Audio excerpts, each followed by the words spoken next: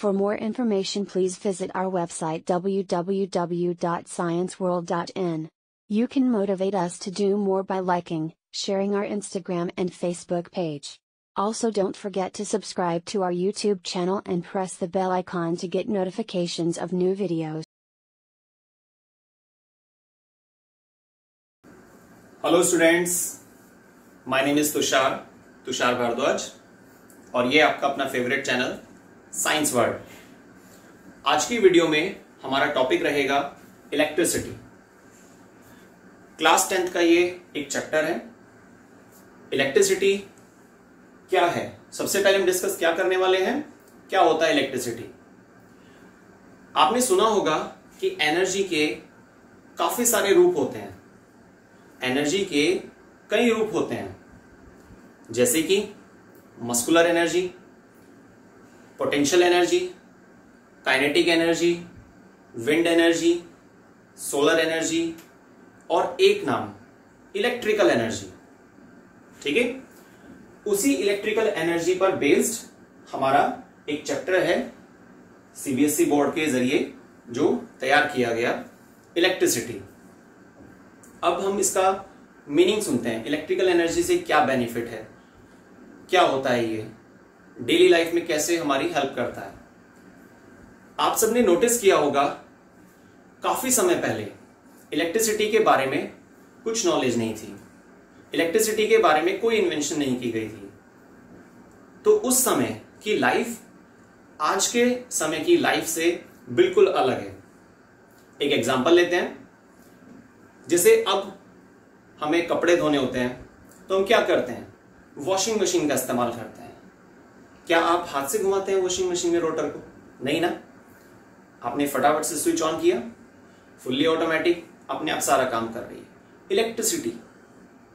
ठीक है, लेकिन अब हम थोड़ी देर के लिए पहले समय में पहुंचते हैं, पास्ट में।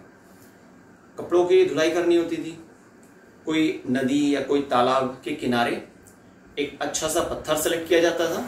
ठीक है, उस पत्थर पर क्या करते थे, आपने किसी मूवीज में या किसी वीडियो में देखा होगा, कोई पुरानी मूवीज जैसे होती हैं, तो उस पत्थर पर ऐसे पटक पटक के मारते थे कपड़ों को। ठीक है भाई, ऑप्शन नहीं था ना। लेकिन आज के समय में क्या है, हमारे पास इलेक्ट्रिसिटी के बारे में, उसकी एप्लीकेशंस को लेकर बहुत ज्यादा डिटेल आ चुकी है। क्लियर? अच्छा, ट्रांसपोर्ट को लेके देखिए जरा।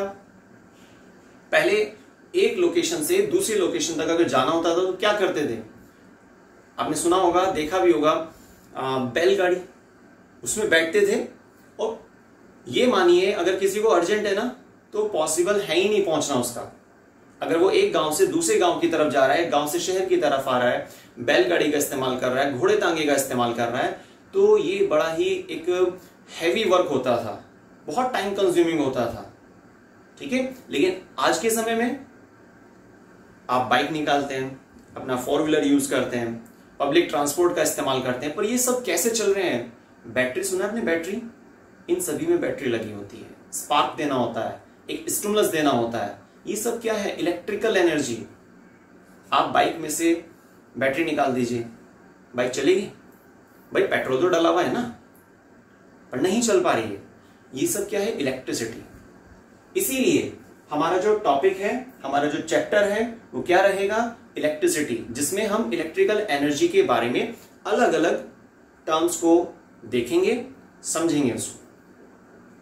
ठीक है, इसका जो आपको रिटन मटेरियल चाहिए, इसके लिए जो आपको नोट्स पढ़ने होंगे, वो आपको हमारी वेबसाइट www.thescienceworld.in डिस्क्रिप्शन बॉक्स में लिंक मिल जाएगा आपको, वहां से आप फुल कंटेंट को एक्सेस कर सकते हैं। क्लियर है? ठीक है, तो अभी हम सबसे पहले क्या करने वाले हैं, कुछ टॉपिक्स के नाम यहां पर डालेंगे। वो सारे टॉपिक हमें इस चैप्टर में कवर करने हैं। और आप यकीन मानिए, अगर आपने आज वाली इस फुल वीडियो को अच्छे से समझा, फुल कंसंट्रेशन के साथ, तो आपको किसी रिफ्रेशर की, किसी और हेल्प की जरूरत नहीं पड़ेगी। लेकिन हमारी इस वीडियो में मैक्सिमम एक्सप्लेनेशन रहेगी इलेक्ट्रिसिटी को लेकर, सारे टॉपिक आपको एक्सप्लेन किए जाएंगे और शॉर्ट में हम उसको लिखकर भी चलेंगे डेरिवेशन टाइप से। जैसे ठीक है, कोई फॉर्मूले आ रहे हैं, कोई फिजिकल क्वांटिटी आ रही है, उसकी यूनिट्स क्या होती है, एसआई यूनिट क्या है, ये सब चीजें, सर्किट डायग्राम आ रहा है ना। लेकिन आपको अगर इसके लिए डेफिनेशंस, कुछ स्टेटमेंट, ये सब चीजें चाहिए तो आपको हमारी वेबसाइट से नोट्स रीड करने हैं, और कुछ डाउट लगता है तो आप हमें कमेंट कर सकते हैं, उस पर उसको क्लियर करेंगे। ठीक है बच्चों, स्टार्ट करते हैं। इलेक्ट्रिसिटी में सबसे पहला टॉपिक हमारा आता है types of electricity. Number second, हमें कुछ सिंबल्स डिस्कस करने होंगे।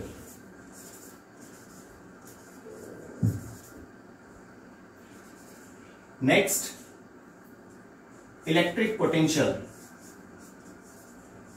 Electric potential. Next, potential difference. Next, Ohm's law. ये कितना अच्छा नाम है जो सबको कंट्रोल करता है, ओम्स लॉ। ठीक है, तो यहां पर आप इस टॉपिक को जितनी बार पढ़ेंगे तो उससे आपके दो फायदे होंगे। ठीक है ना, समझ गए होंगे आप, इसको एक्सप्लेन करने की जरूरत नहीं है। नेक्स्ट हमारा टॉपिक आएगा फैक्टर्स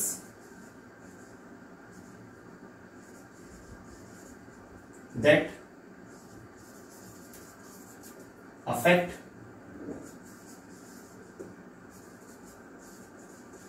रेजिस्टेंस। क्लियर।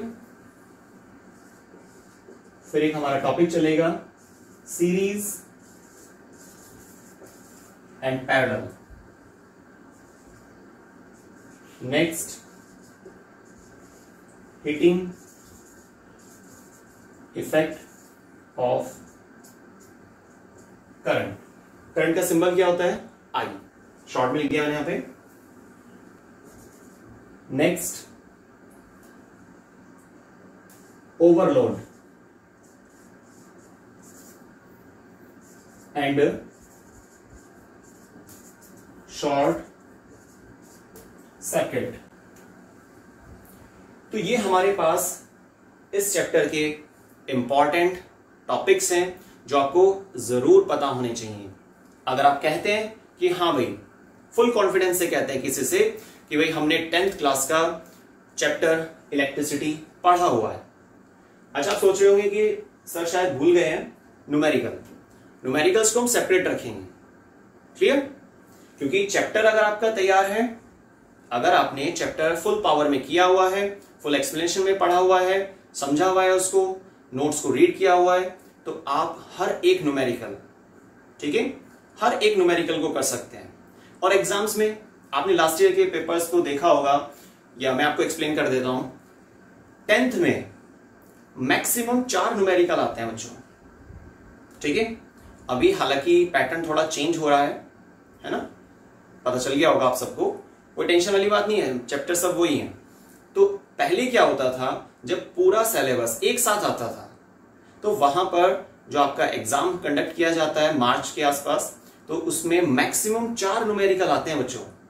कभी भी चेक कर लीजिएगा, मैक्सिमम 4 न्यूमेरिकल आते हैं, और 4 में से 2 न्यूमेरिकल की पॉसिबिलिटी हमारे इलेक्ट्रिसिटी चैप्टर से होती है। बाकी जो न्यूमेरिकल बचते हैं उसको लाइट चैप्टर से लिया जाता है या फिर ह्यूमन आई से लेते हैं। Human I and it's a colourful word. ठीक है, तो लाइट चैप्टर से 2 न्यूमेरिकल ले रहे हैं, लेकिन यहां पर स्टार्टिंग में क्या बोला मैंने आपको, इलेक्ट्रिसिटी से भी 2 न्यूमेरिकल आ सकते हैं, मैक्सिमम पॉसिबिलिटी है। क्लियर, पर वो बहुत इजीली हो जाएंगे अगर आपने इन सभी टॉपिक को कवर कर लिया है। स्टार्ट करते हैं 1 बाय 1। नंबर फर्स्ट,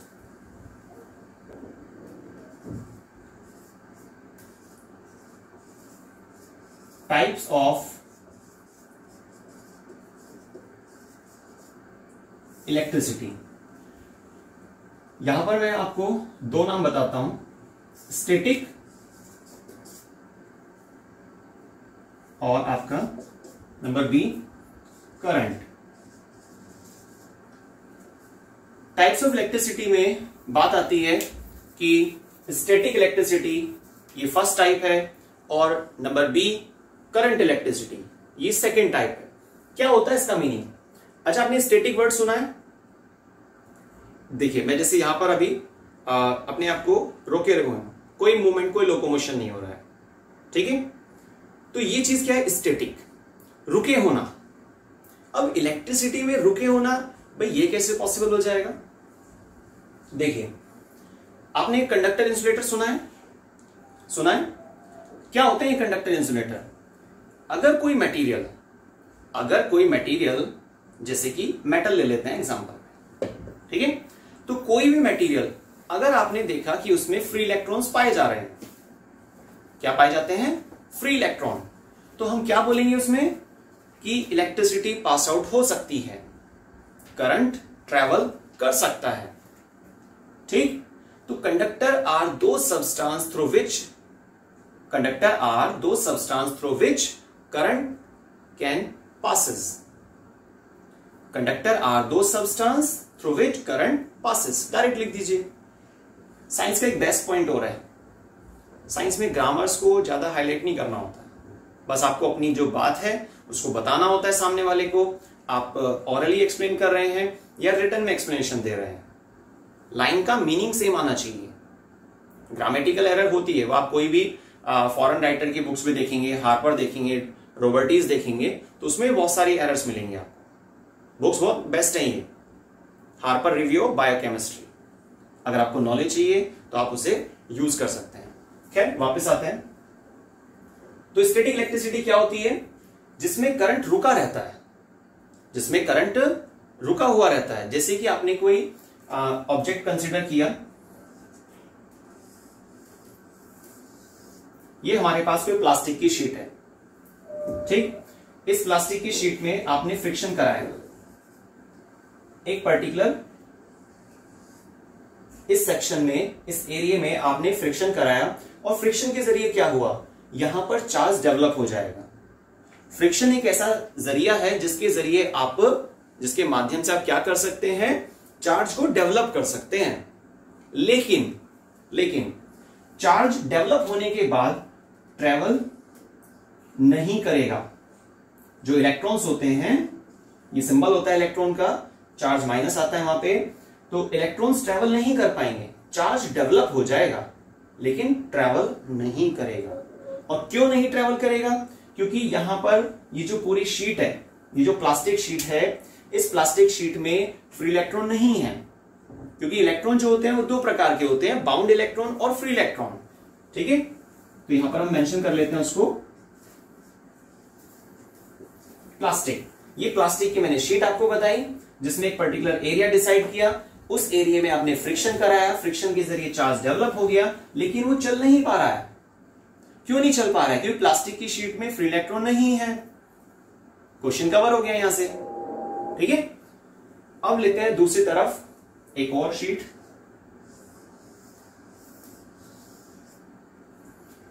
इसको हम डाल देते हैं मेटल। अच्छा, मेटल क्या होते हैं? मेटल एक वो मटेरियल, एक वो सब्सटेंस जिससे करंट पास हो सकता है। क्यों पास हो सकता है? क्योंकि उसमें फ्री इलेक्ट्रॉन पाए जाते हैं। Metals are always electropositive in nature. Means क्या है? क्या मीनिंग है इस बात का? मेटल्स पर प्लस चार्ज होता है, मेटल्स पर पॉजिटिव चार्ज पाया जाता है, क्योंकि मेटल्स के अंदर क्या होता है? इलेक्ट्रॉन को लॉस करने की क्षमता होती है, और देता वही है जिसके पास कैपेसिटी हो, ठीक है? तो ये मेटल की कोई शीट है हमारे पास। इस मेटल की शीट में मैंने फिर से यहां पर मार्क कर दिया है, आपने फ्रिक्शन कराया, फिर से फ्रिक्शन कराया, मेटल की शीट पर भी चार्ज डेवलप होगा, क्लियर? लेकिन ये जो चार्ज डेवलप हो रहा है ना, ये यहां पर नहीं रुकेगा।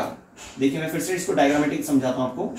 ये मैंने से एरो डाल दिए, ये इलेक्ट्रॉन यहां पर भी आ गया है और ये इलेक्ट्रॉन यहां पर भी आ गया है, लेकिन इस वाले डायग्राम में इलेक्ट्रॉन यहां पर नहीं पहुंच पाए। समझ पा रहे हैं? देखिए डायग्रामेटिक।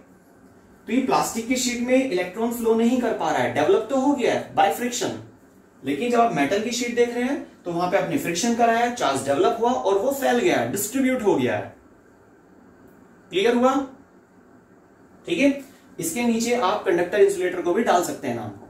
अच्छा आप सोचिए किधर डालना चाहिए मुझे, भाई ये प्लास्टिक है, करंट ट्रेवल नहीं कर पाया, तो क्या था ये पूरा ब्लॉक क्या था हमारे पास, इंसुलेटर।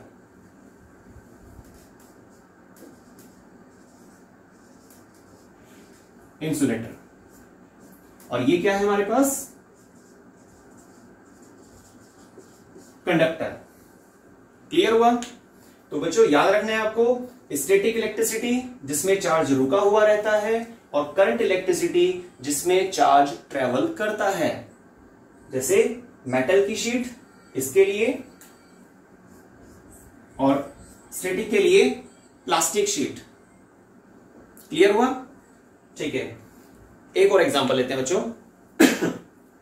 देखिए जैसे आपने घर में क्या होता है, कोई लकड़ी का गेट है ना, मान लेते हैं, वैसे तो गर्मी बहुत हो रही है, मान लेते हैं कि सराउंडिंग में टेम्परेचर काफी डाउन चला गया है ना, 12 डिग्री सेल्सियस 12 डिग्री सेल्सियस ये टेम्परेचर हो रहा है, मतलब अच्छी खासा एक माहौल बन रहा है, ठंडक हो रही है काफी।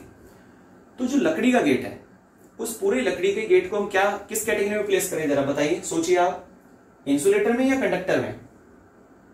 सही आंसर इंसुलेटर में। ठीक है, करंट पास नहीं होता है, ठीक है, क्योंकि वो मेटलिक शीट नहीं है, वो हमारे पास क्या है, इंसुलेटिंग मटेरियल है।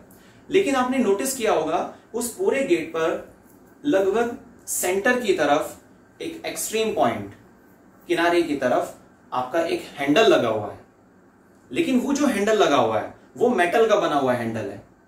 ठीक है, बहुत इजी एग्जांपल है, आपके काम आएगा। साइंस मतलब आसपास से एग्जांपल उठाना है और कुछ नहीं। तो लकड़ी के गेट पर जो मेटल का हैंडल लगा हुआ था, उस मेटल के हैंडल को जब आप टच करोगे, पकड़ोगे उसको खोलने के लिए गेट को, तो आपको बहुत ज्यादा ठंडा लगेगा। क्यों भाई? सराउंडिंग टेम्परेचर का इफेक्ट उस हैंडल पर आया, लेकिन हैंडल पर आने के बाद वो इफेक्ट, वो प्रभाव, वो ठंडक फैल नहीं पाई। किसकी वजह से? हमारे गेट की वजह से। लेकिन जब आप चेंज कर दो इसको एग्जांपल को, सेकंड राउंड में आप एक काम करो, कोई लोहे का गेट है, ठीक है, उसी दीवार पर थोड़े ही डिस्टेंस से एक दूसरा गेट लगा हुआ था, वो लोहे का गेट है, ठीक है, वहां पर भी हैंडल लगा हुआ है, वो भी मेटल का है, लेकिन डिफरेंस क्या है, वो पूरा गेट लोहे का है। मान लेते हैं 4x6 का गेट है, दोनों ही साइज सेम थे। तो अगर आप टेम्परेचर को नोट कर रहे हैं ना किसी डिवाइस से, तो आपको वहां पर डिफरेंस मिलेगा, क्योंकि जो कूलिंग इफेक्ट है वो एक जगह कंसंट्रेट नहीं रह पाया, फैल गया है। तो ये मैंने आपको टेम्परेचर के बेस पे बताया, सेम ऐसे ही ये चीज है करंट के बेसिस पर। ठीक है, क्योंकि आपको पता है मेटल्स क्या होती हैं, लाइन सुनी है ना आपने, metals are good conductor of heat and electricity. और हीट क्या है? डिग्री ऑफ हॉटनेस और कोल्डनेस, वो टेम्परेचर नाम चलता है, उसी में से एक नाम हीट भी है। तो मैंने इसलिए रिलेट कर दिया कि भाई इंसुलेटर क्या होते हैं जिसमें चार्ज ट्रेवल नहीं कर पाता, और कंडक्टर क्या होते हैं जिसमें चार्ज ट्रेवल कर जाता है। देखिए मैंने यहां पर इसको ट्रेवल करते दिखाया, ये सेंटर पार्ट है जहां पे फ्रिक्शन करा रहे थे और हमारा चार्ज डेवलप हो रहा था, लेकिन यहां पर क्रॉस लगा दिया। क्लियर हुआ? तो हमारे पास टाइप ऑफ इलेक्ट्रिसिटी दो नाम, स्टैटिक इलेक्ट्रिसिटी और करंट इलेक्ट्रिसिटी। करंट इलेक्ट्रिसिटी जो हम डेली लाइफ में देख रहे हैं, मैक्सिमम एग्जांपल्स होते हैं इसके, और स्टैटिक वो जो हमारी डेली लाइफ में होते हैं लेकिन सेलेक्टेड एग्जांपल्स हैं। क्लियर? क्रैकेबल साउंड का अगर आप लेते हैं, आप सर्दियों में जब अपने क्लोथ्स को रिमूव करते हैं अपनी बॉडी से, तो ऐसा लगता है कि हल्का हल्का साउंड आ रहा है, कुछ क्रैकेबल साउंड बोलते हैं उसको। तो ये क्या है? ये स्टैटिक है। जब आपने क्लोथ्स को रिमूव किया बॉडी से, फ्रिक्शन हुआ, चार्ज डेवलप हुआ, लेकिन वो कंसंट्रेट रहा। बल्कि बच्चे बड़ा एग्जांपल दिखाते हैं स्टैटिक का। छोटे छोटे पेपर्स के टुकड़े किए, बहुत छोटे छोटे बिट्स ऑफ पेपर को आपने ऐसे फर्श पर रख दिया, और फिर एक स्केल लिया, है ना, और उस स्केल से क्या किया, ऐसे थोड़ा फ्रिक्शन कराया। ऑयली हेयर नहीं होनी चाहिए, ड्राई हेयर, जिससे क्या होता है ना, चार्जेस में डिफरेंस आ जाता है। अब आपके पास जब बिट्स ऑफ पेपर पर आप कांटेक्ट बनाएंगे ना अपने स्केल का, उसको पकड़ लेता है। तो बच्चे तो मैजिशियन हो गए। मैजिशियन नहीं है, साइंस है ये, स्टैटिक इलेक्ट्रिसिटी। स्टार्टिंग में बाइक्स में बड़ा डिस्टर्बेंस होता था, शुरुआत में जब हमने इसको लॉन्च किया, बाइक को तैयार किया कि हाँ भाई ये टू व्हीलर्स काफी काम आ सकता है ट्रांसपोर्ट सिस्टम में, क्योंकि इसमें मेटल चेन नहीं थी। फ्यूल टैंक होता है ना, फ्यूल टैंक के अंदर क्या होता है, एक मेटल की चेन लगी होती है अब के समय में, लेकिन स्टार्टिंग में क्या था, वो मेटल चेन नहीं थी। और फ्यूल टैंक क्या है, पूरी बाइक का एक सेंसिटिव जोन। जब आप बाइक को 100 नियर बाय 90 की स्पीड से चला रहे हैं, फ्रिक्शन होगा ना फ्यूल टैंक पर, तो बहुत सारे ऐसे केसेस देखे जिसमें वो ब्लास्ट का कारण बना। तो उन्होंने एक नया तरीका सोचा कि मेटल की चेन लगी होनी चाहिए, जिससे क्या होगा, फ्रिक्शन के बेस पे अगर चार्ज डेवलप हुआ तो कंसंट्रेट ना रहे, ये वाली स्थिति आ जाए और चार्ज वहां से फ्यूल टैंक से मेटल की चेन के जरिए डिस्ट्रीब्यूट हो जाएगा और फैल जाएगा। और जब कोई चीज फैल जाती है तो उसकी पावर कम हो जाती है, चाहे वो गेट का एग्जांपल हो या फिर हमारे इस टॉपिक का हो। फर्स्ट टॉपिक हमारा पूरा हो गया है। ठीक है बच्चों, अब हम डिस्कस करने वाले हैं सिंबल्स पर। सिंबल्स क्या होते हैं? देखिए, इलेक्ट्रिसिटी चैप्टर में सिंबल, ये जो टॉपिक डाला है मैंने, इसकी अपनी एक अलग इंपॉर्टेंस है। चेक करने के लिए आप देखिए सेकंड लास्ट क्या लिखा है, हीटिंग इफेक्ट ऑफ करंट। लेकिन यहां पे करंट तो लिखा ही नहीं है, यहां तो मैंने आपको आई लिखा हुआ है, दिख रहा होगा आपको, है ना, हीटिंग इफेक्ट ऑफ आई। पर आई क्या होता है? करंट का एक सिंबल है। फोर्स का सिंबल एफ होता है, लीनियर मोमेंटम का सिंबल पी होता है। ठीक है, एक्सेलरेशन के लिए ए यूज करते हैं, चेंज इन वेलोसिटी के लिए डेल्टा वी इस्तेमाल किया जाता है, इनिशियल वेलोसिटी के लिए यू इस्तेमाल किया जाता है। ठीक है, तो ये अलग अलग सिंबल्स हैं जो हमें फिजिक्स में किसी चीज का इशारा करते हैं कि भाई क्या चीज है ये।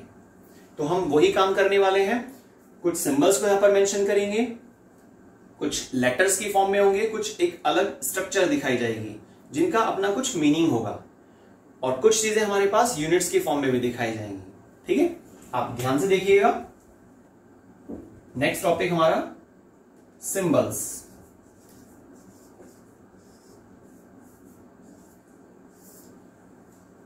तो पहले हम इसको बना देते हैं कुछ डायग्रामेटिक।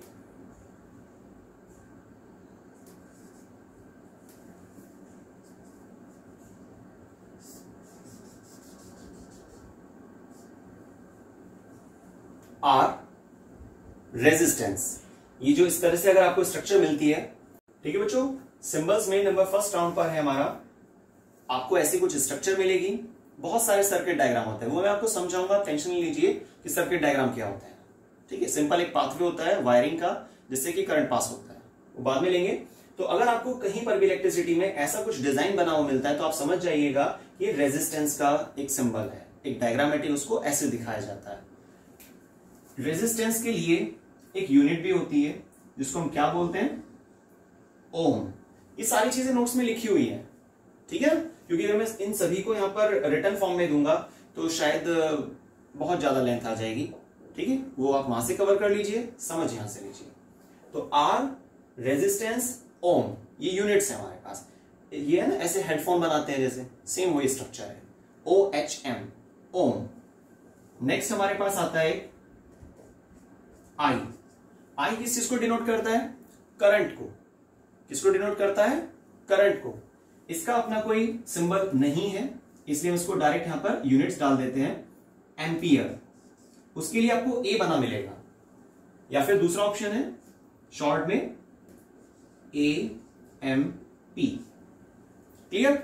तो ए अगर आपको लेटर दिखाई देता है, अच्छा आप एक चीज देखिए, जैसे आपने मार्केट से कोई इलेक्ट्रिकल अप्लायंसेस परचेज किया, कोई भी, फ्रिज, कूलर, AC, XYZ, कुछ भी,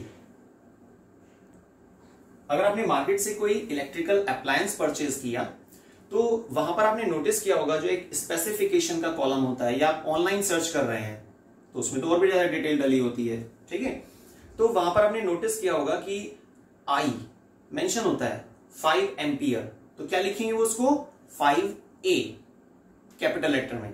तो इसका मतलब क्या है कि 5 एम्पियर का करंट, पर लेकिन वहां पे करंट तो लिखा ही नहीं है, वहां पर सीधा क्या लिखा हुआ है कि भाई ये कोई XYZ कोई अप्लायंस है जो 5 एम्पियर का करंट ले रहा है ना। लेकिन इस पूरी लाइन को उन्होंने क्या किया, अप्लायंस का कुछ नाम डाला जो भी उसका मॉडल नंबर है, और आगे उसकी स्पेसिफिकेशन में पॉइंट बना दिया 5A। तो इस छोटे से सिंबल का अपना एक बहुत बड़ी लाइन, बहुत बड़ी एक्सप्लेनेशन बन सकती है कि भाई ये डिवाइस ऐसा है जो 5 एम्पियर के करंट पर रन करेगा, चलेगा, ठीक है, अपना वर्क कर पाएगा। तो 5A मींस 5 एक वैल्यू और A मींस एम्पियर, पर एम्पियर किसकी यूनिट होती है? करंट की यूनिट होती है। क्लियर हुआ? ध्यान रखिएगा। Next number, capital V। Capital V potential difference का सिंबल होता है। किसका सिंबल होता है? पोटेंशियल डिफरेंस का। इसके लिए जो आप यूनिट्स में सिंबल यूज करते हैं वो है छोटा वी, स्मॉल लेटर में आप वी बना देंगे। और दूसरा एक ऑप्शन भी होता है वोल्ट। ठीक है, क्या होता है दूसरा ऑप्शन? वोल्ट। तो पोटेंशियल डिफरेंस क्या है वो हम अलग अलग टॉपिक्स में लेंगे उसको, लेकिन अभी हम क्या कर रहे हैं, सिंबल्स दे रहे हैं कि कोई अगर लेटर आपने देखा तो उसका क्या नाम हो सकता है और क्या उसकी यूनिट हो सकती है, सिर्फ इतना। तो वी या फिर पूरा नाम भी लिखा मिल सकता है वोल्ट। ठीक है, नेक्स्ट नंबर, ये सिर्फ तिरछा सा पी बनाना होता है ना। इसको क्या बोलते हैं? रेजिस्टिविटी। क्या बोलते हैं इसको? रेजिस्टिविटी। मैं इनके नाम भी लिख देता हूं, चलो ना।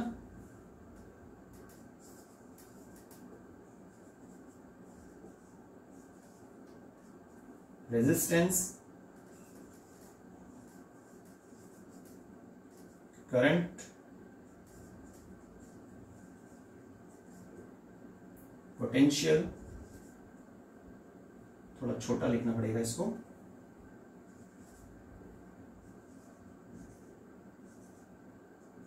पोटेंशियल डिफरेंस,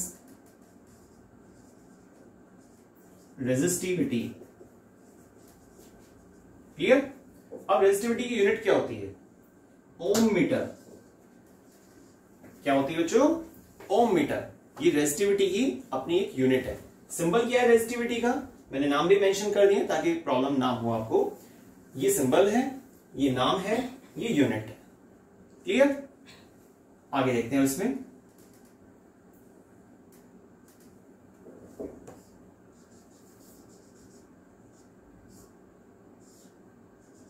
अगर आपको इस तरह का कोई सिंबल दिखाई देता है, देखिए सेम लग रहा है, लेकिन यहां पर एक ऐसे एरो इसको कट कर रहा है, तिरछा एरो जा रहा है ना, स्लैंटिंग फॉर्म में जा रहा है, तो ये अपना एक वर्ड अलग से दिखाता है। और वो क्या है हमारे पास? Variable resistance. क्या बोलते हैं इसको? Variable resistance. लेकिन ये जो सिंबल था वो रेजिस्टेंस के लिए था, ये किसके लिए आएगा? वेरिएबल रेजिस्टेंस के लिए। क्लियर? अच्छा, इसका एक और नाम भी होता है, एनसीईआरटी में शायद दूसरा नाम डाला हुआ है, रियोस्टेट। सेम चीज है, कोई भी आप यूज कर सकते हैं। वेरिएबल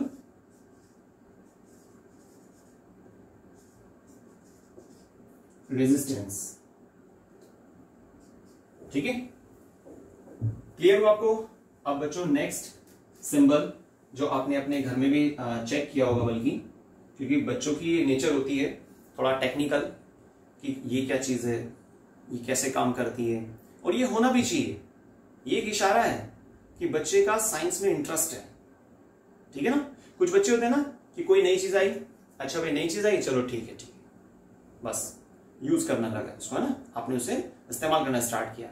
लेकिन कुछ बच्चे क्या होते हैं, ये कैसे काम करती है, ये क्या इसका यूज हो सकता है, हम कहां कहां इसे इस्तेमाल कर सकते हैं, पर इसको बनाया किसने, बड़े क्वेश्चन आते हैं बच्चों के दिमाग में। वो बच्चे बेस्ट होते हैं, सोच रहे हैं। ठीक है ना? तो आप सबको भी ऐसा ही होना है, तभी हम सबका brain, human brain, best brain, full power के साथ, ये बहुत बेस्ट क्वालिटी होती है अगर आप ऐसी अपनी नेचर को बना रहे हैं या उसको बढ़ावा दे रहे हैं, या नेचुरल आपके पास ऐसी ही आदत बनी हुई है चीजों में लॉजिक पता करने की, है ना? ठीक है, तो बच्चों एक हमारे पास सिंबल आता है कुछ इस तरीके का, अंदर वी लिखा रहता है इसमें। सोचिए जरा, गूगल पे नहीं सर्च करना है आपको सोचना है, अपने ब्रेन को बढ़ावा देना है। ठीक है? तो ये जो सिंबल बना हुआ है ये किसके लिए, मैंने सेंटर में क्या बनाया है, ये वी। ठीक है, कैपिटल वी। ये होता है वोल्ट मीटर। क्या होता है ये? Volt meter. अगर इस सर्कल के अंदर लिखा होता ए तो क्या बन जाता है, ये एमीटर। ठीक है, लेकिन यहां पर क्या लिखा हुआ है, वी, तो ये हम यहां पर नाम डाल रहे हैं वोल्ट मीटर। अब वोल्ट मीटर कहां पर होगा, कहां देखा होगा आपने अपने हाउस में, जैसे सबमर्सिबल होता है या जेट होता है, जो पानी के लिए आप एक डिवाइस लगा रहे हैं जिससे कि आपको पानी मिल सके, ठीक है ना, या फिर एमसीडी सप्लाई का पानी आता है, वो एक अलग है।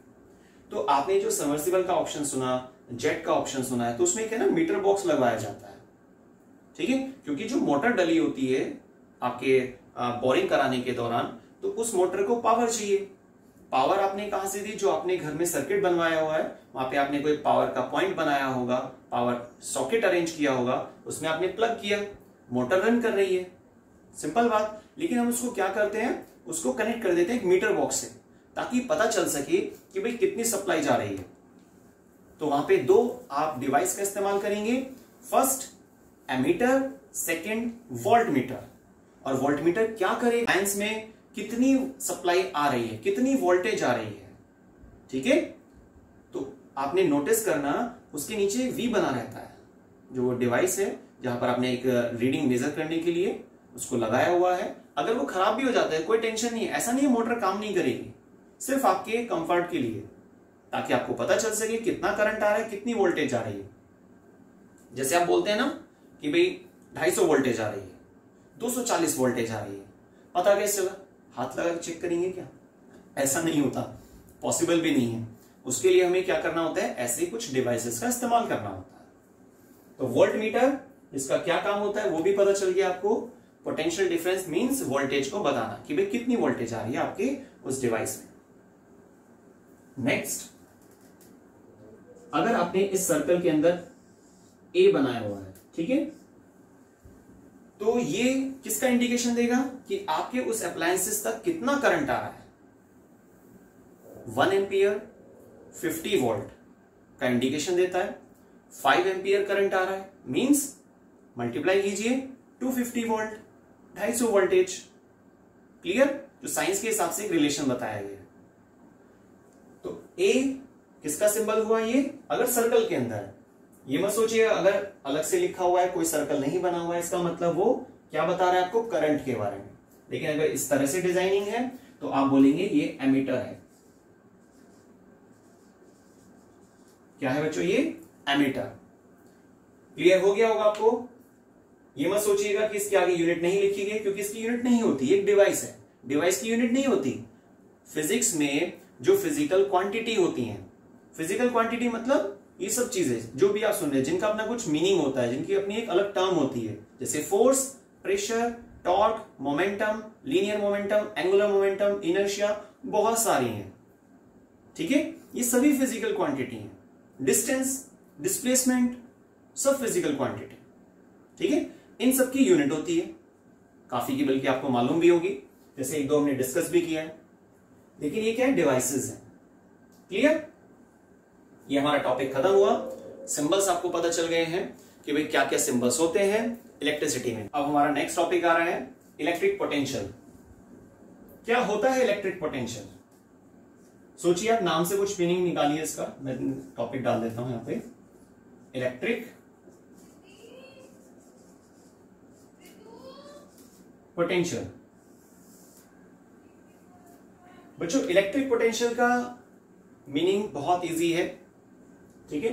इलेक्ट्रिक पोटेंशियल बताता है हमें किसी एक पर्टिकुलर पॉइंट तक चार्ज को जब आप इनफाइनाइट से लेकर आते हैं, इनफाइनाइट मतलब जहां पर चार्ज का प्रोडक्शन चल रहा है, ऐसा कहते हैं। हालांकि इलेक्ट्रिसिटी प्रोडक्शन करना ये थोड़ा क्वेश्चन मार्क वाला टॉपिक है कि क्या हम इलेक्ट्रिसिटी प्रोडक्शन करते हैं या वहां पे एनर्जी का ट्रांसफॉर्मेशन होता है, थोड़ा सा आप भी सोचिएगा, ठीक है। तो इनफाइनाइट से, अनंत से, लार्ज डिस्टेंस से जहां पर इलेक्ट्रिसिटी का प्रोडक्शन हो रहा था, जैसा कि बोलते हैं, तो वहां से आप चार्ज को लेकर आए एक पर्टिकुलर लोकेशन तक, उस लोकेशन को क्या बोलते हैं? डिस्ट्रीब्यूशन सेंटर, ठीक है। जैसे कि यमुना पावर लिमिटेड हमारा वहीं से आ रहा है, तो डिस्ट्रीब्यूशन सेंटर होता है जहां पर चार्ज आता है इनफाइनाइट से, एक प्रोडक्शन सेंटर से, और जब वहां पर पहुंच जाता है तो वहां से फिर वो आगे डिस्ट्रीब्यूट होता है, इसलिए उसको डिस्ट्रीब्यूशन सेंटर कहते हैं। क्लियर?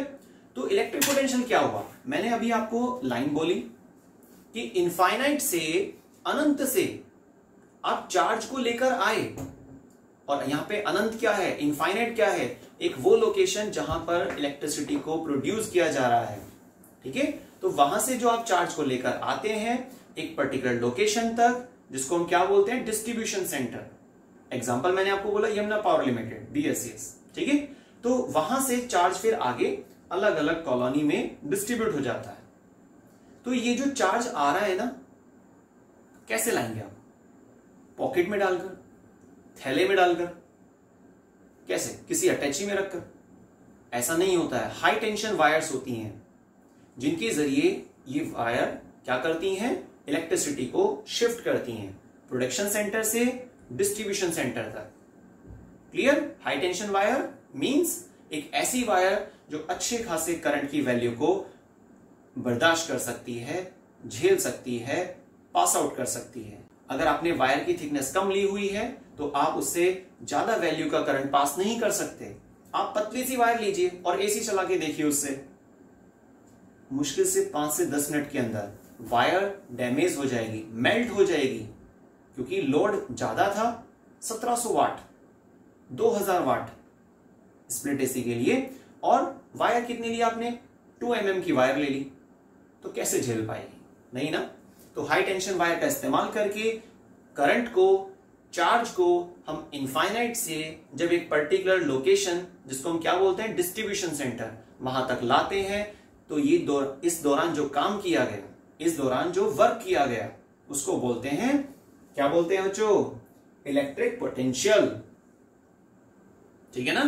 तो electric potential defined as the amount of work done in bringing a unit positive charge from infinite to a particular point in a circuit diagram. ऐसा भी कह सकते हैं। मैं इसके एक छोटा सा डायग्राम बना देता हूं, क्योंकि इस टॉपिक में फॉर्मूला नहीं है, तो हम फॉर्मूला अपने आप से नहीं लिख सकते हैं। ये आपने कोई एक लोकेशन पॉइंट लिया, ये इनफाइनाइट का एक सिंबल डाला, ये ग्राउंड सरफेस, इस पर ये कोई डिस्ट्रीब्यूशन सेंटर, ठीक है। इनफाइनाइट से आप चार्ज को लेकर आ रहे हैं, इसको ऐसे ब्रेक करके दिखा दीजिएगा। तो ये जो चार्ज आ रहा है हमारे पास इनफाइनाइट से एक पर्टिकुलर लोकेशन तक, इस दौरान जो वर्क हो पाता है, क्या होता है बच्चों? वर्क। उसको बोलते हैं इलेक्ट्रिक पोटेंशियल।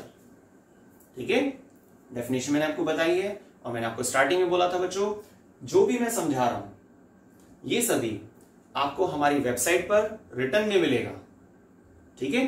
वहां पर एनसीईआरटी का सॉल्यूशन भी अवेलेबल है, और वहीं पर आपको इंपॉर्टेंट क्वेश्चंस का फोल्डर भी मिल जाएगा।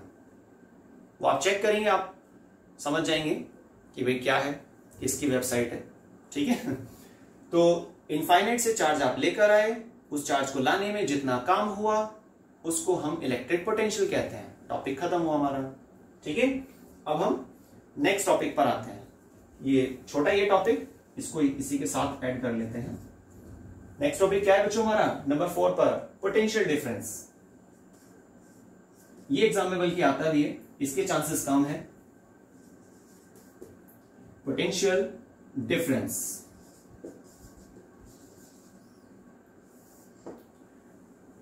इसमें आपको फॉर्मूला भी याद रखना पड़ेगा, और बहुत बार ऐसा हो चुका है कि इसमें न्यूमेरिकल्स भी आ गए हैं। ठीक है ना। अब पोटेंशियल डिफरेंस क्या है? पोटेंशियल डिफरेंस और इलेक्ट्रिक पोटेंशियल एक छोटा सा अंतर है दोनों में। वो क्या डिफरेंस होता है कि जब आप किसी चार्ज को इनफाइनाइट से एक पर्टिकुलर पोजीशन तक लाते हैं, एक लोकेशन तक लाते हैं, तो उसको हम बोल रहे थे इलेक्ट्रिक पोटेंशियल। क्लियर? कोई सिंबल नहीं है उसका, सिर्फ डिफाइन, एक स्टेटमेंट टाइप से। लेकिन जब आप ये बोलेंगे कि किसी सर्किट डायग्राम में एक लोकेशन से दूसरी लोकेशन तक जो चार्ज ट्रेवल करता है, उसको बोलते हैं पोटेंशियल डिफरेंस। इसका एक और नाम भी है, इलेक्ट्रिक पोटेंशियल डिफरेंस। अब आपने दोनों को कंपेयर कर लिया होगा अपने ब्रेन में। अच्छा, कि सर ये समझाना चाह रहे हैं कि भाई इलेक्ट्रिक पोटेंशियल में इनफाइनाइट एक पॉइंट, और दूसरा पॉइंट क्या हमारे पास, एक ऐसी लोकेशन जो हम जान पा रहे हैं, जिसको हम देख पा रहे हैं। इनफाइनाइट मतलब आपसे बहुत दूरी पर, तो एक अननोन पॉइंट और एक नोन पॉइंट। लेकिन यहां पर क्या बोला मैंने आपको कि दोनों नोन पॉइंट होते हैं, हमारी रेंज में होते हैं, नियर बाय होते हैं। इसलिए किसी एक सर्किट डायग्राम में दो पर्टिकुलर पॉइंट के बीच के डिफरेंस को इलेक्ट्रिक पोटेंशियल डिफरेंस कहा जाता है, या शॉर्ट में पोटेंशियल डिफरेंस कहा जाता है, जिसका एक सिंबल भी होता है capital V, capital V potential difference के लिए सिंबल है। अगर आप इसको डायग्रामेटिक दिखाना चाहते हैं, देखिए जरा एक बार,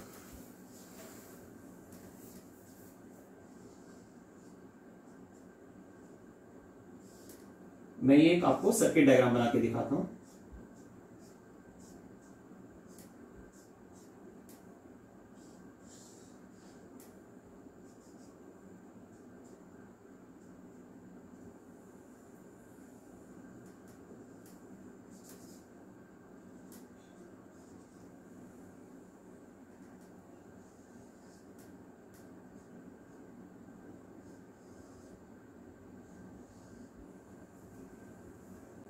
ठीक है बच्चों, ये एक सर्किट डायग्राम है।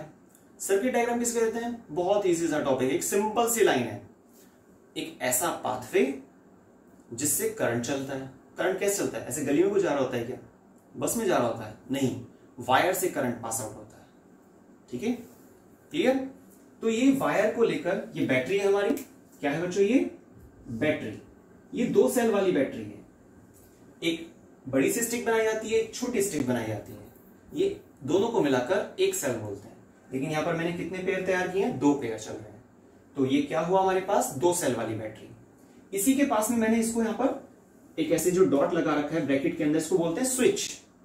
की कह सकते हैं आप, की, चाबी नहीं। ये की एज अ कनेक्टिविटी के लिए होती है। वो वाली जो की है, हालांकि वो भी कनेक्टिविटी के लिए होती है। आप लॉक कर रहे हैं, अनलॉक कर रहे हैं, तो कुछ पार्ट्स को अटैचमेंट में लाती है वो। सेम ऐसे यहां पर क्या है? ये स्विच है, ये बैटरी है, 2 सेल है ना, कितने वाली? 2 सेल वाली बैटरी, 2 सेल बैटरी। ठीक है, अब यहां पर देखिए एरो लगा हुआ है वायर पे। इसका मतलब क्या है? करंट इधर से जा रहा है क्लॉकवाइज पैटर्न में, ऐसे। ठीक है, करंट की डायरेक्शन क्या होती है? Positive to negative. क्या होती है डायरेक्शन करंट की? Plus to minus. ये हमारे पास करंट की डायरेक्शन है। मैंने सिंबल लिखा है, इससे आपको प्रैक्टिस हो जाएगी कि भाई ये आई क्या है, यहां पर क्या है? आई, करंट का सिंबल। तो ये बात यहां पर इसलिए बतानी पड़ रही है क्योंकि हमें सर्किट डायग्राम के बारे में मालूम होना चाहिए, तभी हम पोटेंशियल डिफरेंस को भी क्लियर कर सकते हैं। और सर्किट डायग्राम कोई अलग से नहीं है, आप इसी में ऐड कर लीजिएगा। तो एक बैटरी जिसमें प्लस साइन है और एक नेगेटिव साइन दिया हुआ है, माइनस का साइन दिया हुआ है। प्लस से करंट चलेगा वायर के जरिए और कहां तक पहुंचेगा? माइनस तक। लेकिन जब वो करंट चल रहा है ना वायर से, तो बीच में मैंने एक बल्ब लगा दिया। क्या लगाया बच्चों? बल्ब। ठीक है, इस बल्ब के जरिए जब करंट गुजरता है, इस बल्ब से होते हुए जब करंट आगे जाता है ना, तो यहां पर मैंने 2 पॉइंट डाले हैं, ए पॉइंट और बी पॉइंट। बल्ब के एक लेफ्ट में और एक बल्ब के राइट में। इन दोनों पॉइंट के बीच में जो डिफरेंस है, इन दोनों पॉइंट के बीच में जो डिफरेंस होता है, उसी को बोलते हैं पोटेंशियल डिफरेंस। तो पोटेंशियल डिफरेंस क्या हुआ? चार्ज के फ्लो करने की वजह से जितना काम किया जा रहा है उसको पोटेंशियल डिफरेंस कहते हैं। अरे वाह, ये तो एक फॉर्मूला तैयार हो गया है, लिख देते हैं इसको साथ साथ। V इज इक्वल टू में W upon Q। W means work, Q means charge, V means potential difference.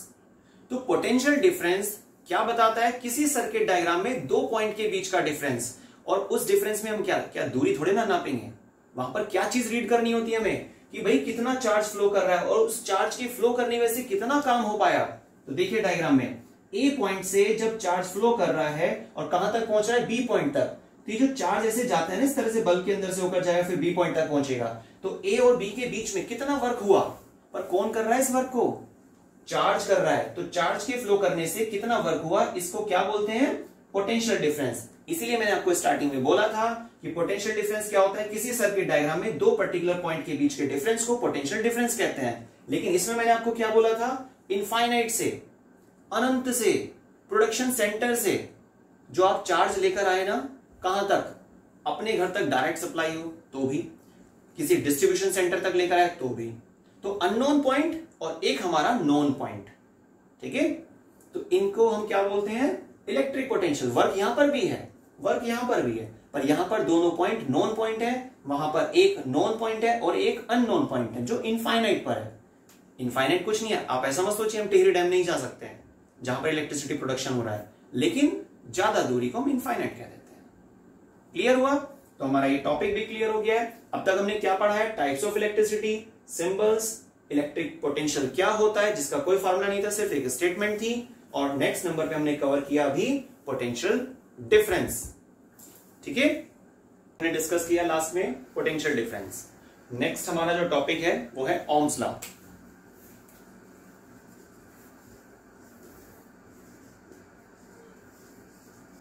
Ohms law के अकॉर्डिंग ये स्टेटमेंट दी गई कि current remains directly proportional to the potential difference.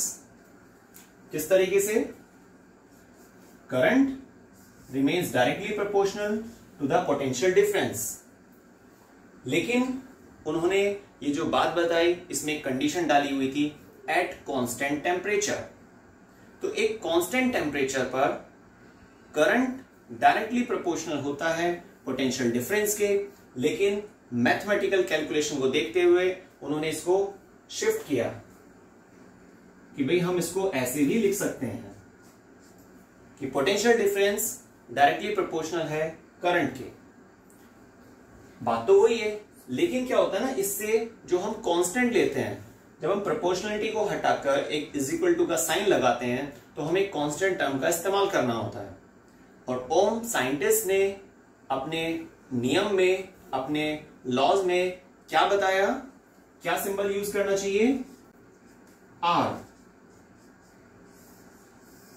ठीक है, तो क्या फॉर्मूला बनकर आया हमारे पास? Potential difference means V। तो V is equal to R I R भी कह सकते हैं आप, लेकिन यहां पर हमारा ये जो सिंबल आ रहा है R, ये क्या है? कांस्टेंट, जिसको क्या बोलते हैं? R is a resistance.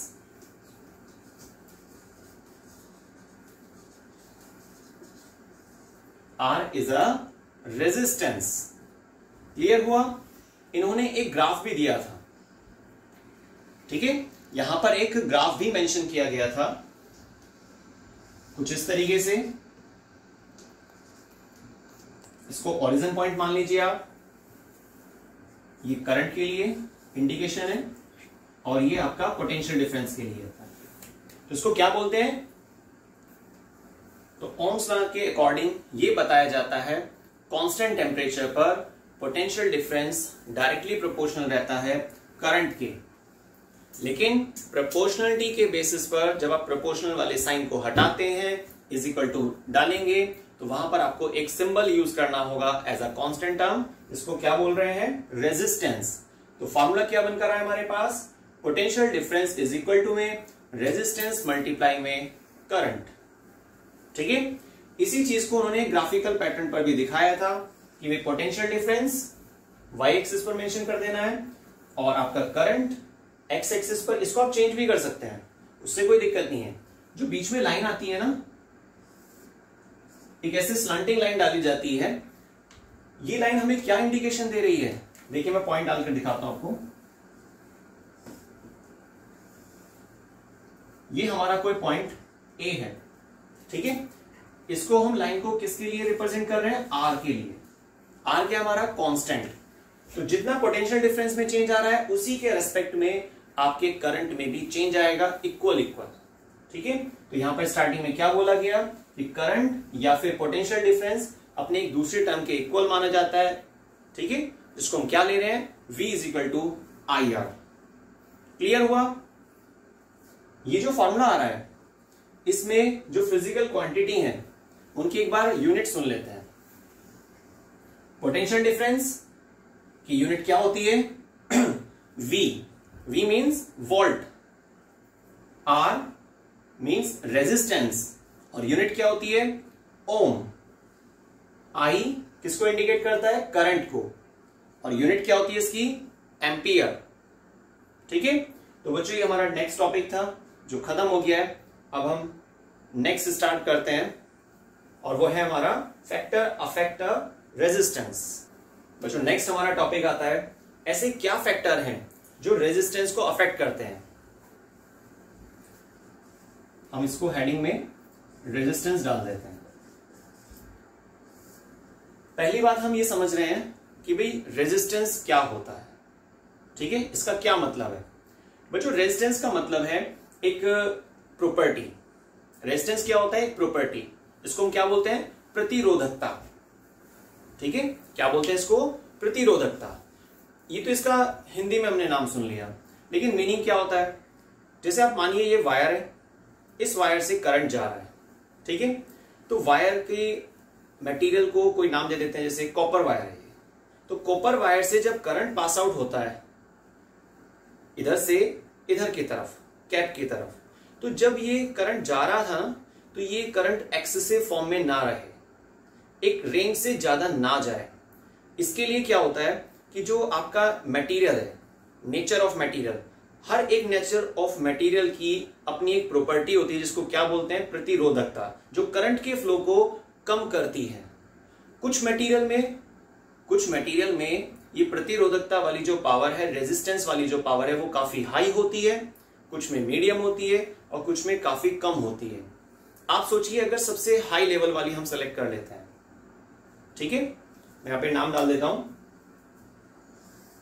ये कोई एक वायर, ये कोई दूसरी वायर और ये तीसरी wire, first, second, third. Example भी डाल देते हैं इसमें, इसको ले लेते हैं हम एल्यूमिनियम। सिंबल होता है एल्यूमिनियम का, कॉपर, सिल्वर, ठीक है। एल्यूमिनियम की वायर है, ये कॉपर की वायर है, ये आपका सिल्वर वायर है। सबसे अच्छा करंट, बिल्कुल सिंपल सा, सबसे बेस्ट क्वालिटी का करंट कौन सी वायर से जाएगा? एल्यूमिनियम से, कॉपर से या सिल्वर वायर से? और वो आंसर क्या है? सिल्वर वायर, ठीक है। सबसे बेस्ट क्वालिटी का करंट जाता है सिल्वर वायर से, लेकिन महंगी होती है ना, इसको हम घर में सर्किट डायग्राम बनाने के लिए इस्तेमाल नहीं कर सकते हैं कॉस्ट की वजह से। लेकिन अगर आप कर पा रहे हैं तो बहुत अच्छा करंट जाएगा। पर ये जो अच्छा कह रहे हैं ना, साइंस में ऐसा ना बोलते हैं अच्छा जा रहा है, बुरा जा रहा है, पर इसका लॉजिक क्या है? यहाँ पे क्या टेक्निकल वर्ड आना चाहिए? और वो है हमारा रेजिस्टेंस। सिल्वर में रेजिस्टेंस बहुत कम होता है, कॉपर में सिल्वर से थोड़ा ज्यादा और एल्यूमिनियम में और भी ज्यादा। तो इसका मतलब क्या हुआ कि एल्यूमिनियम वायर का जो मटेरियल है, जो एल्यूमिनियम एक मटेरियल जिससे करंट जा रहा है इस तरीके से, तो उस मटेरियल की अपनी एक प्रकृति, अपनी एक नेचर, और वो क्या है? रेजिस्टेंस, रोकना, प्रतिरोधकता। तो करंट के फ्लो को रोकेगा। कौन रोकेगा? एल्यूमिनियम, ठीक है, तो करंट कम जाएगा। लेकिन अगर आप आते हैं कॉपर पर, तो एल्यूमिनियम से अच्छा है कॉपर वायर, क्योंकि जो कॉपर है उसकी जो नेचर होती है वो करंट के फ्लो को कम करती है, लेकिन ज्यादा कम नहीं करेगी, एवरेज में रखेगी। इसलिए अगर आपको सेलेक्ट करना पड़ रहा है कि बताइए एल्यूमिनियम और कॉपर, इनमें से बेस्ट वायर कौन सा है जिससे अच्छा करंट जा सके, तो आप क्या सेलेक्ट करेंगे? कॉपर। अगर आपसे कोई रीजन पूछता है तो आप सीधा सीधा आंसर करेंगे कि भाई कॉपर वायर के अंदर रेजिस्टेंस पावर कम होती है इन कंपैरिजन सिल्वर नहीं, एल्यूमिनियम। लेकिन अगर आपसे कोई तीनों में कंपैरिजन कराता है तो बेस्ट वायर कौन सी है हमारे पास? कौन सी है? Silver wire. बहुत बढ़िया करंट जाएगा। और टेक्निकल वर्ड क्या है? रेजिस्टेंस। तो आप समझ गए होंगे कि रेजिस्टेंस एक प्रॉपर्टी होती है किसी भी मटेरियल की, ठीक है। रेजिस्टेंस एक प्रॉपर्टी होती है किसी भी मटेरियल की जो करंट के फ्लो को रोकती है। हमें करंट को रोकना भी है, पर ज्यादा नहीं रोकना है, एक बैलेंस बना के रखना है। क्लियर? आपने सुना होगा, मैं आपको एक एप्लीकेशन बताता हूं सिल्वर वायर की, क्योंकि घर में तो इसको यूज नहीं किया जाता वायरिंग पर्पज से। सोलर सेल, सोलर पैनल सुना है आपने? बहुत यूज हो रहा है और अच्छा भी है। जो स्टार्टिंग में सोलर पैनल यूज किए जाते थे उनकी एफिशिएंसी ज्यादा नहीं थी, कार्य करने की क्षमता ज्यादा नहीं थी, आउटपुट ज्यादा नहीं देते थे। लेकिन अब वो एफिशिएंसी धीरे धीरे अपग्रेड हो रही है और काफी अपग्रेड हो चुकी है। ठीक है।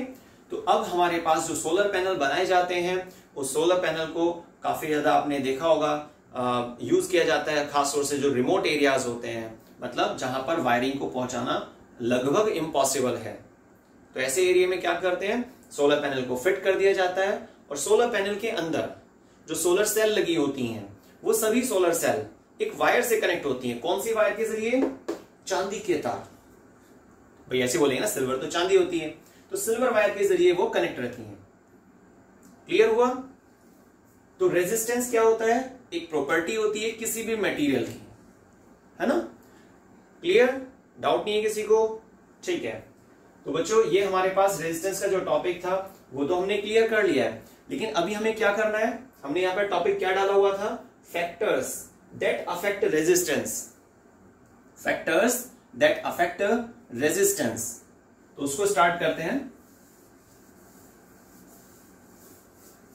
कि क्या फैक्टर्स हो सकते हैं हमारे पास। देखिए यहां पर आप कुछ पॉइंट्स डालेंगे। A point temperature, B point length of conductor, C point area of cross section. ठीक है, एरिया ऑफ क्रॉस सेक्शन। तो ये तीन हमारे पास इंपॉर्टेंट पॉइंट है ना? बाकी आपको अगर फोर्थ डालना है तो एक और आप मेंशन कर सकते हैं यहां पर, वो आ जाएगा आपका नेचर। नेचर ऑफ मटेरियल जो आप इस्तेमाल कर रहे हैं। जैसे मैंने आपको भी बताया, copper wire, aluminium wire, silver wire, तो इसी को ले लेते हैं पहले, अभी जिक्र आया है इसका।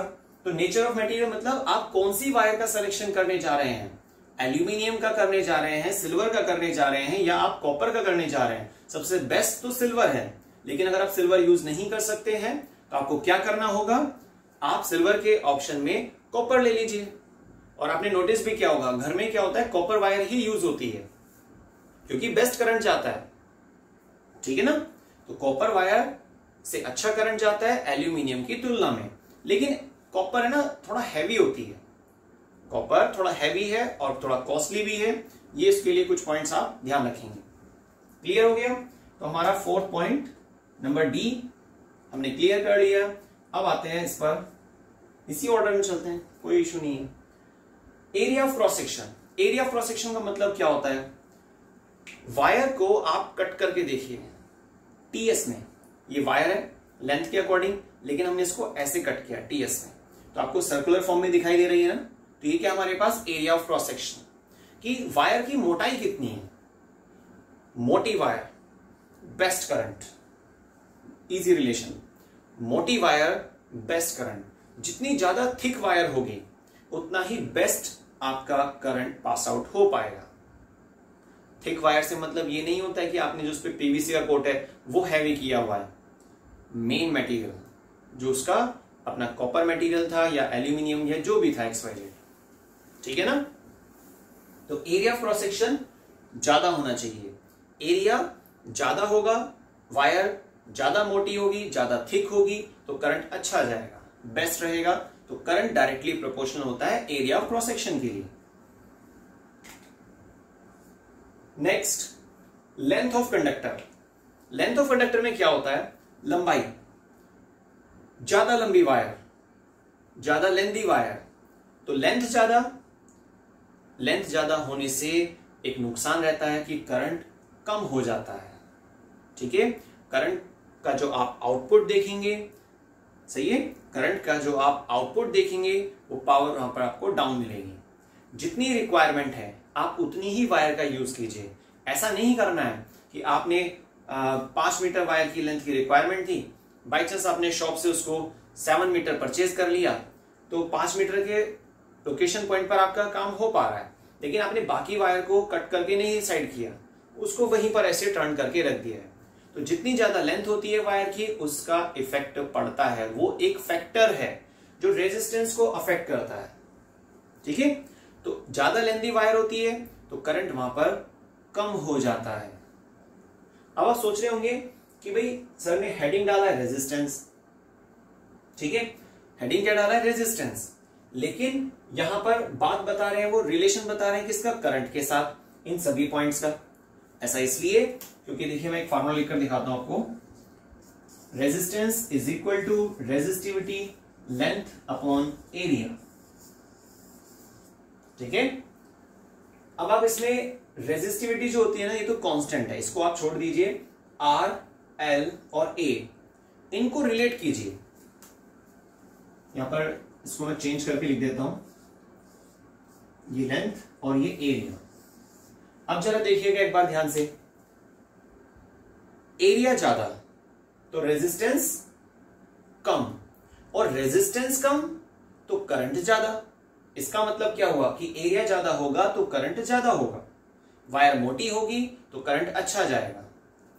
ठीक है, और करंट अच्छा जा रहा है इसका मतलब रेजिस्टेंस वहां पर कैसा है, डाउन है। लेंथ पर आ जाइए, लेंथ अगर ज्यादा होती है, वायर की लेंथ अगर काफी ज्यादा है तो वहां पर रेजिस्टेंस डायरेक्टली प्रोपोर्शनल है ना, इसका मतलब रेजिस्टेंस बढ़ जाएगा, और अगर रेजिस्टेंस बढ़ेगा तो करंट की वैल्यू डाउन हो जाएगी। क्लियर हो गया? तो ये हमारे पास एक रिलेशन थे। अब एक लास्ट पॉइंट बचा हुआ है, टेम्परेचर। क्या बचा है हमारे पास, एक लास्ट पॉइंट, टेम्परेचर। ठीक है बच्चों, तो नेक्स्ट फैक्टर हमारा क्या है, टेम्परेचर। अगर आप किसी वायर का यूज कर रहे हैं, कोई अप्लायंस है, रनिंग में है, मान लीजिए एसी चल रहा है और काफी समय से चल रहा है, ठीक है, तो वायर क्या होती है, गर्म हो जाती है। ऐसा ज्यादातर तब देखा जाता है।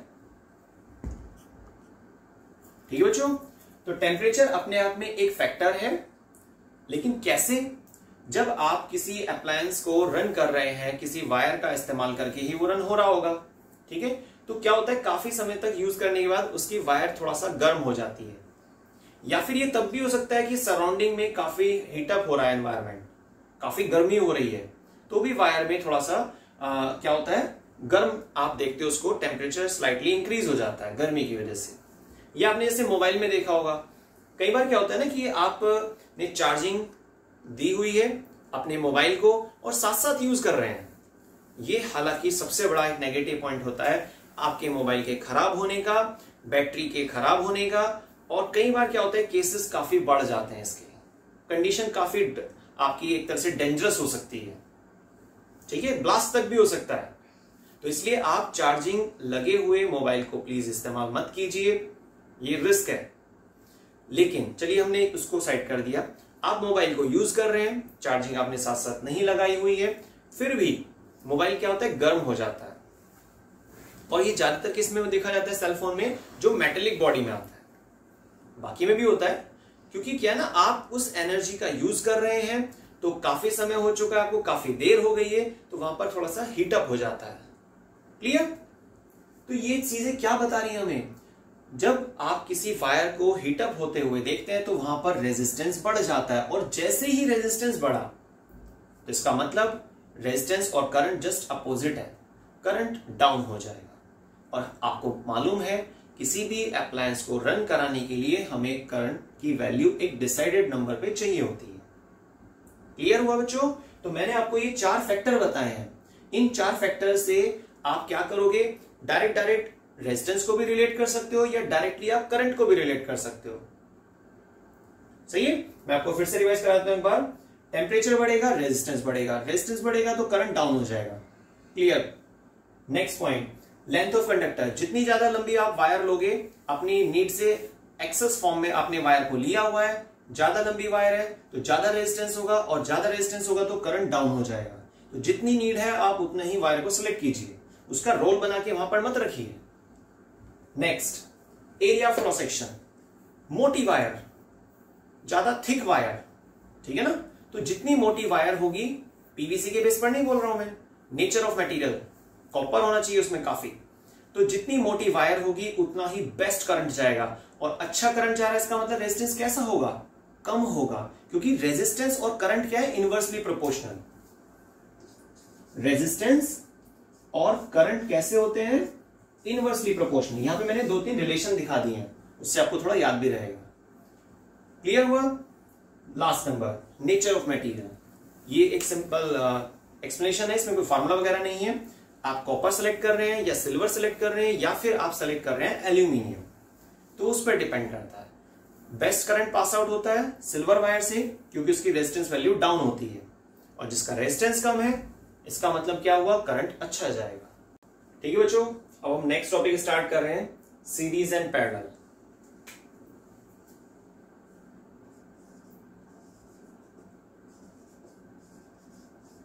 रेजिस्टेंस इन सीरीज, इसके लिए हमें एक स्ट्रक्चर भी दिखानी होगी, यहां पर डायग्राम दिखाना होगा जिसमें रेजिस्टेंस सीरीज में लगा होना चाहिए।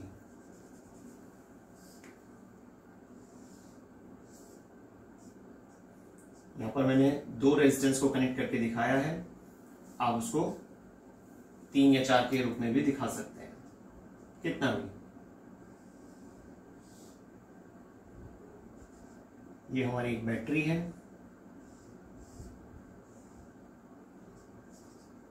ये स्विच है, ये कुछ पॉइंट्स डाल देते हैं A, B और C, R1, R2। ठीक है, हमारा ये रेजिस्टेंस फर्स्ट, रेजिस्टेंस सेकंड। ठीक है, रेजिस्टेंस फर्स्ट और रेजिस्टेंस सेकंड।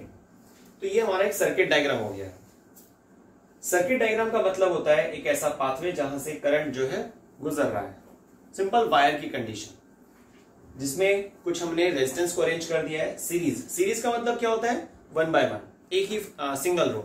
जैसे आपने देखा होगा स्कूल के अंदर जब क्लासरूम में हम बैठते हैं तो रोज होती हैं, फर्स्ट रो में 10 स्टूडेंट बैठे हैं तो वो 10 क्या बोलेंगे हम, सीरीज में है। या जैसे मैं इस मार्कर को दिखाता हूं आपको, ये मार्कर और ये कैप, ये सीरीज कनेक्शन है। लेकिन अगर हम इसको ऐसे रखेंगे तो क्या बन जाएगा, पैरेलल कनेक्शन। वो हमारा नेक्स्ट राउंड रहेगा इसमें। क्लियर? अभी हम क्या करने वाले, एक छोटा सा डेरिवेशन हमारा टारगेट क्या रहेगा, total resistance remains equal to resistance of first and resistance of second. ये हमारा टारगेट है। हमने 2 रेजिस्टेंस लिए ना, इसीलिए अगर हम 3 रेजिस्टेंस लेते तो आप इसमें +3 और ऐड कर देते, 4 लेते तो आप +4 कर देते। ठीक है, तो R1, R2, R3, R4 इस तरह से क्या चलता रहता है, resistance first, resistance second, resistance third, resistance fourth, last तक। क्लियर हो गया?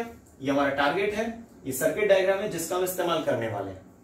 इसमें आप पोटेंशियल डिफरेंस को और भी मेंशन कर सकते हैं। ये जो एरो डल रहा है ये हमारा करंट है, I सिंबल बताया था मैंने आपको, और ये आपका बन जाएगा V1 और यहां पर बन जाएगा V2, क्योंकि 2 पर्टिकुलर पॉइंट के बीच के डिफरेंस को क्या बोलते हैं, पोटेंशियल डिफरेंस।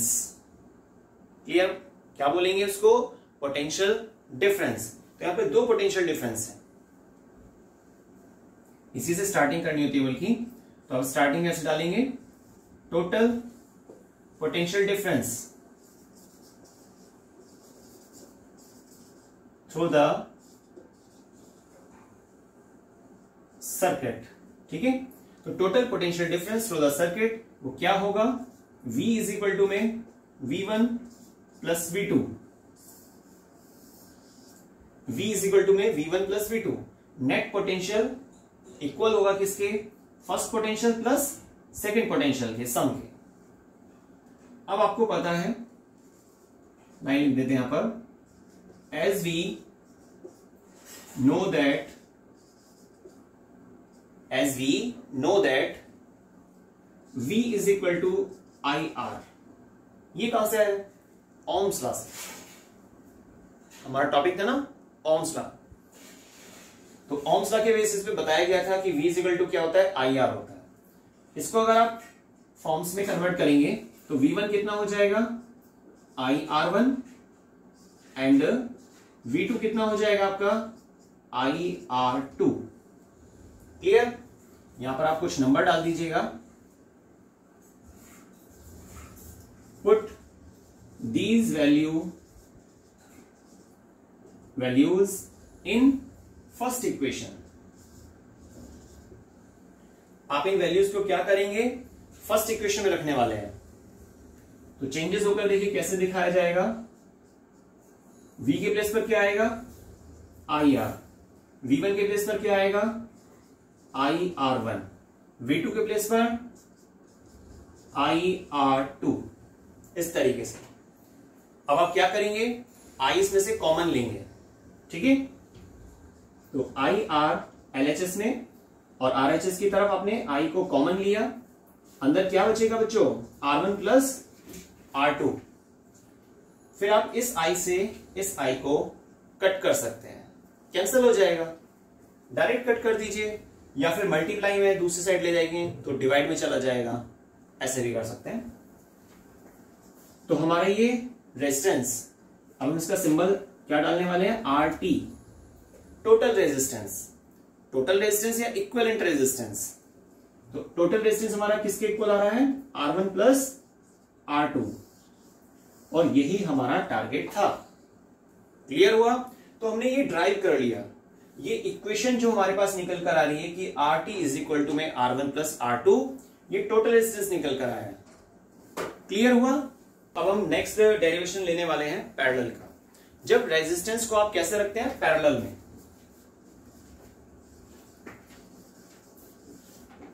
तो रेजिस्टेंस इन पैरेलल, इसमें टारगेट क्या रहेगा हमारा, 1/RP, 1/RP, RP मतलब रेजिस्टेंस इन पैरेलल,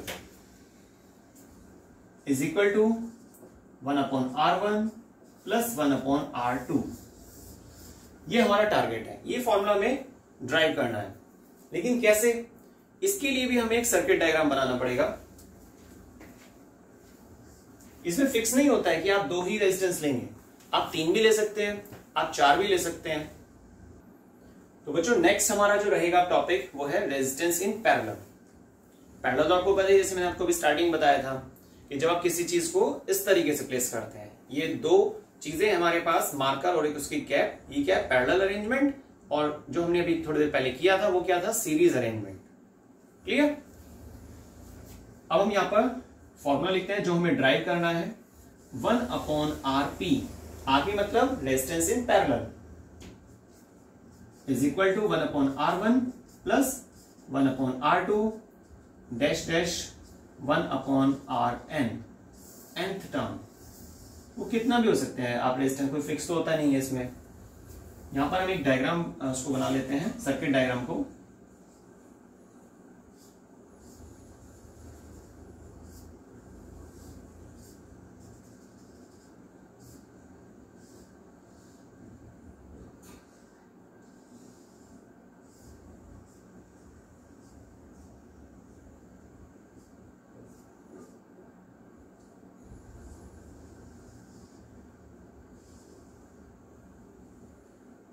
ये हमारा स्विच या की कह सकते हैं आप इसको।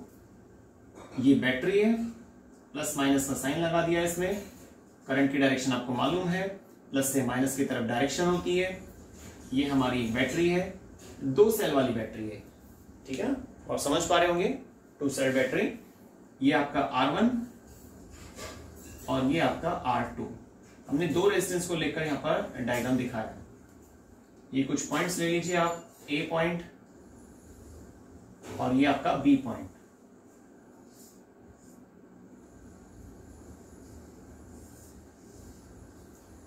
तो ये हमारा पोटेंशियल होगा। तो आप देख पा रहे होंगे पोटेंशियल तो यहां पर सेम है, लेकिन क्योंकि एक ही V लगाया गया है, पैरेलल अरेंजमेंट है ना, इसीलिए याद रखिएगा, पैरेलल अगर अरेंजमेंट होता है रेजिस्टेंस को लेकर तो उसमें पोटेंशियल हमारा डिवाइड नहीं होता, फ्रैक्शनेट नहीं होता, लेकिन करंट फ्रैक्शनेट हो जाता है। जैसे ही ये करंट यहां तक पहुंचेगा तो उसको 2 रास्ते दिखाई देंगे, एक ऊपर से जा रहा है और यहां से जा रहा है नीचे की साइड से। तो उसको आप लिखेंगे I1 और इसको लिखेंगे आप I2। आगे जाकर फिर से कंबाइंड हो जाएगा, ये I और यहां पर भी I सिंबल। क्लियर हुआ। आइए स्टार्ट करते हैं। तो क्या चीज फ्रैक्शनेट है रेजिस्टेंस के अलावा, वो है करंट, ठीक है ना। तो यहां पर लिखिए इसको, टोटल करंट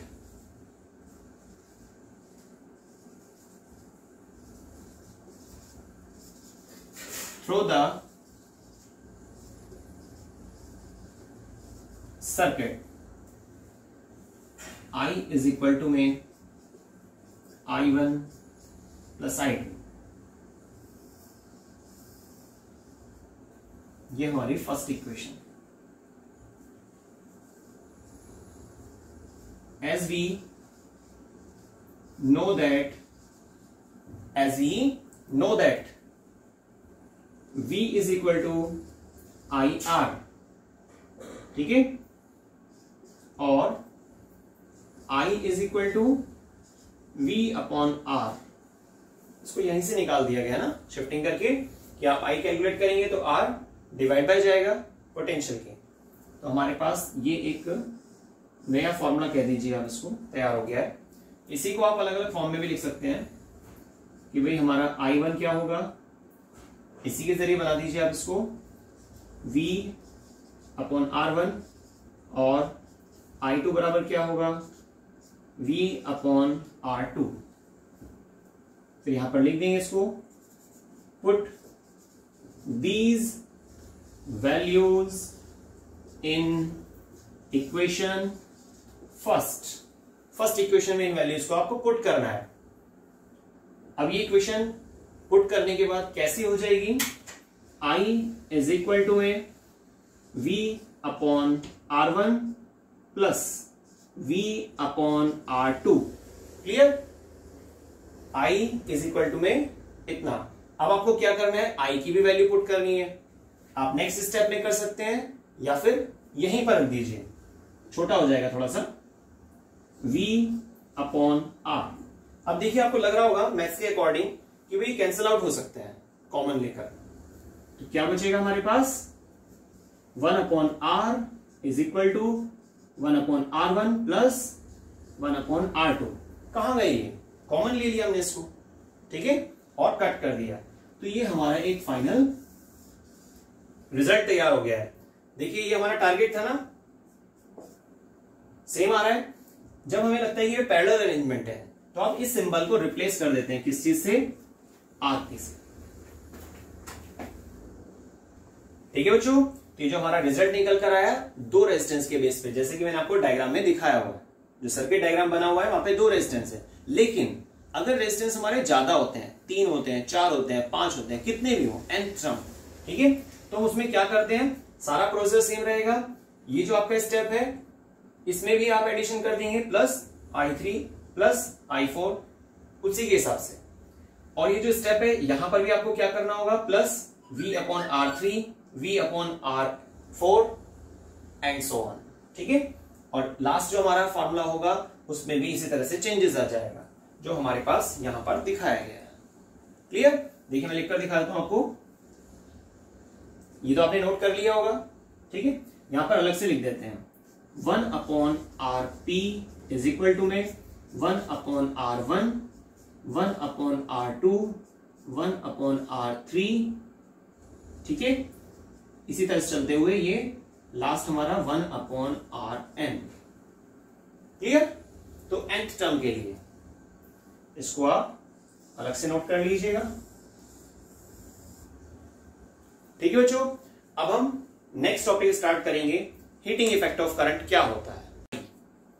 याद आ रहा है आई क्या बताया था मैंने आपको, करंट का सिंबल होता है, तो क्या बोलेंगे इसको, heating effect of current. Start करते हैं, हीटिंग इफेक्ट ऑफ करंट। यहां पे पूरा नाम डाल देते हैं उसको, अदरवाइज आप सोचेंगे कि सर बड़ी कंजूसी करते हैं लिखने में, है ना, कोई बात नहीं। तो हीटिंग इफेक्ट ऑफ करंट। अब बच्चों ये जूल एक साइंटिस्ट जिसने सबसे पहले बताया था, इसको बल्कि जूल्स लॉ ऑफ हीटिंग भी बोलते हैं। क्या बोलते हैं इसको, joules law of heating. In scientist के बारे में थोड़ा सा डिस्कस कर लेते हैं, क्या बताया इन्होंने किस तरह से। जूल साइंटिस्ट का कहना यह था, कोई भी इलेक्ट्रिकल अप्लायंस आपके पास है और उससे जब करंट पास आउट होगा, वहां तक करंट जब पहुंचेगा तो कुछ ना कुछ वहां पे हीट जरूर डेवलप होगी। अच्छा, आपने बल्ब देखे वो टंगस्टन वाले, करीब 10-12 रुपए का आता था, 100 वाट का होता था फिक्स, मैक्सिमम सब वही यूज करते थे, बड़ी गर्मी देता था, है ना। मतलब अगर आप गर्मियों में उसको ऑन कर रहे हैं ना बल्ब को, तो बस काम खराब हो जाता है। सर्दियों में बड़ा मजा आता था कि हाँ भाई गर्माहट सी आ रही है, ठीक है। लेकिन क्या है कि वहां पर इलेक्ट्रिसिटी बहुत ज्यादा यूज हो रही है। 100 वाट का बल्ब रोशनी कितनी दे रहा है, कुछ भी नहीं, ना किसान, ऐसे गर्मी दे रहा है, जबकि उसको नहीं देनी थी। किसी को ठंड लग रही है तो इसलिए थोड़े ना कोई बल्ब जलाता है, रोशनी चाहिए इसलिए बल्ब यूज करते हैं। क्लियर। धीरे धीरे साइंस में और चेंजेस आए। CFL आ गई, कॉम्पैक्ट फ्लोरोसेंट लैंप। CFL में क्या था, एफिशिएंसी थोड़ा सा बढ़ गई, कार्य करने की क्षमता थोड़ा सा इंक्रीज हो गई, इलेक्ट्रिसिटी कंज्यूम कर रही है लेकिन रोशनी भी दे रही है अच्छी खासी। थोड़ा साइंस में और ज्यादा चेंजेस आए, नेक्स्ट लेवल अपग्रेड हुआ। फिर हमने क्या देखा, LED बल्ब आ गए, लाइट एमिटिंग डायोड, ठीक है, लाइट एमिटिंग डायोड। तो ये जो LED बल्ब आ गए, इसमें क्या होता है, कंजम्पशन बहुत कम है, कंजम्पशन बहुत कम है, इनपुट कम है और आउटपुट बड़ा बढ़िया है। जैसे आपने नोटिस किया होगा आपके घर में भी, हम सबके यहां पर क्या होता है कि 20 वाट का बल्ब अच्छी खासी दमदार रोशनी देता है, लेकिन अगर आप 20 वाट का वो फिलामेंट वाला बल्ब यूज करेंगे, टंगस्टन वाला इस्तेमाल करेंगे, तो रोशनी आपको पता है, समझ गए होंगे आप, बहुत कम होती है। क्लियर। और आपने अगर LED बल्ब को लिया 100 वाट का, तो 100 वाट तो एक दमदार बहुत बेहतरीन रोशनी देगा, पूरा एरिया कवर कर सकता है मैक्सिमम, ठीक है। तो ये सब क्या है भाई, पहले वाले में भी साइंस तो साइंस थी, वहां पर भी एनर्जी आ रही है, वहां पर भी एनर्जी को गेन किया जा रहा है, लेकिन आउटपुट जो है वो फ्रैक्शनेट हो गया, कुछ हीटिंग में कुछ लाइटनिंग में, पावर बट गई ना। लेकिन आप LED को देखिए, LED बल्ब में क्या होता है कि इनपुट यहां पर भी आ रहा है, वोल्टेज तो इसका भी है कुछ ना कुछ, पावर तो ये भी कंज्यूम करेगा, लेकिन जो इसको आउटपुट देना है वो फ्रैक्शनेट नहीं हो रहा है, वो फ्रैक्शनेट नहीं हो रहा है, वो सिर्फ लाइटनिंग पावर पे फोकस कर रहा है, यहां पर हीटिंग वैल्यू नहीं आ रही है। LED बल्ब बहुत माइन्यूट सा वार्म होता है ना, पर बहुत माइन्यूट होता है।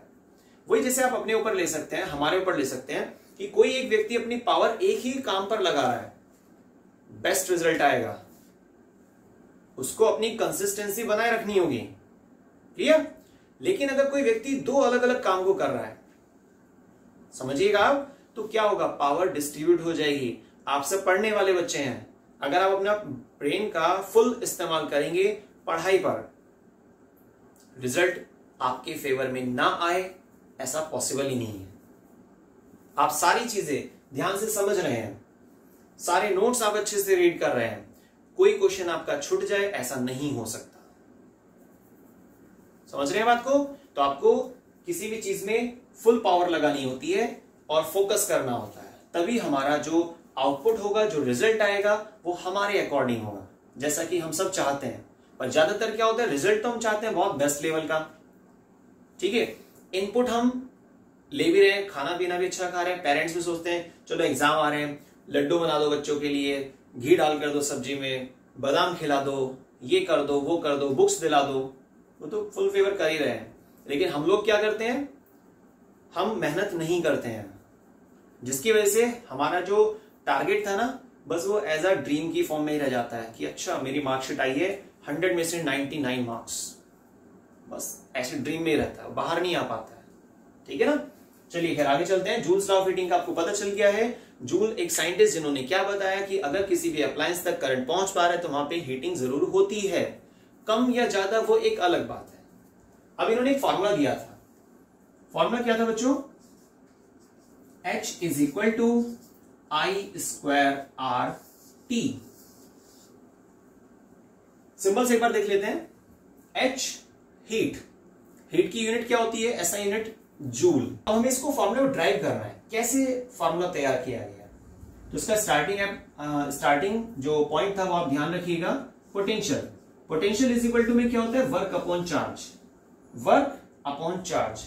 अगर आप इस फॉर्मूले को थोड़ा सा रीअरेंज कर देते हैं, थोड़ा सा मॉडिफाइड कर देते हैं, पर हम मॉडिफाइड क्यों करें भाई, नहीं कर रहे मॉडिफाइड, पर आपको करना पड़ेगा, क्योंकि ये जो फॉर्मूला हमने लिया है ना, इस फॉर्मूले में एक फिजिकल क्वांटिटी ऐसी है जिसकी यूनिट जूल होती है, और हमारा टारगेट भी वही है। एलएचएस की तरफ क्या है हमारा, हीट, ठीक है, उसकी यूनिट भी जूल है। तो आपने क्या करना होगा, इस फॉर्मूले को थोड़ा सा मॉडिफाई करना होगा और कुछ इस तरीके से work is equal to potential multiply में चार्ज, ये आपने ऐसे इसको शिफ्ट करके लिख दिया। आगे एक लाइन डालेंगे, as we know that V is equal to में IR, क्लियर। और एक दूसरा formula, current is equal to charge upon time, current is equal to charge upon time, ठीक है। तो ये दो फॉर्मूले हैं, इनका आप इस्तेमाल करेंगे और यहां से क्या करना है आपको, V की वैल्यू की नीड है और एक आपको चाहिए Q की वैल्यू भी आपको यहां से निकालनी होगी। वैल्यू से मतलब सिंबल्स के अकॉर्डिंग, क्योंकि डेरिवेशन का भी वैल्यूज नहीं होती है, हमेशा सिंबल्स यूज किए जाते हैं। तो आप इसको रीअरेंज कर दीजिएगा और ये क्या बन जाएगा, W इज इक्वल टू में V के प्लेस पर क्या आएगा, IR, ये डायरेक्ट दिया हुआ है। चार्ज के प्लेस पर क्या आएगा, I इंटू टी, ठीक है। अब आप सोचिए मैथ्स का एक रूल, मैथ्स में आपने क्या पढ़ा है बच्चों, मल्टीप्लीकेशन में अगर बेस सेम होते हैं तो पावर ऐड हो जाती हैं, और यहां पर मल्टीप्लीकेशन में देखिएगा दो तरफ हमारे पास क्या आ रहा है, आई मेंशन किया हुआ है, ठीक है। तो बेस सेम पावर ऐड, तो क्या बनकर रहा है हमारे पास, W इज इक्वल टू में I² RT, क्लियर। अब आप सोच रहे होंगे ये तो H के इक्वल था, यहां पे W आ रहा है, मतलब वर्क आ रहा है ना। तो आप क्या करेंगे, इसको नेक्स्ट लाइन में लिखकर दिखाएंगे, both physical quantity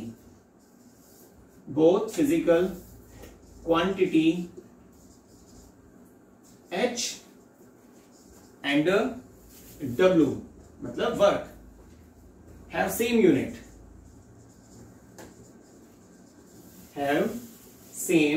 unit, so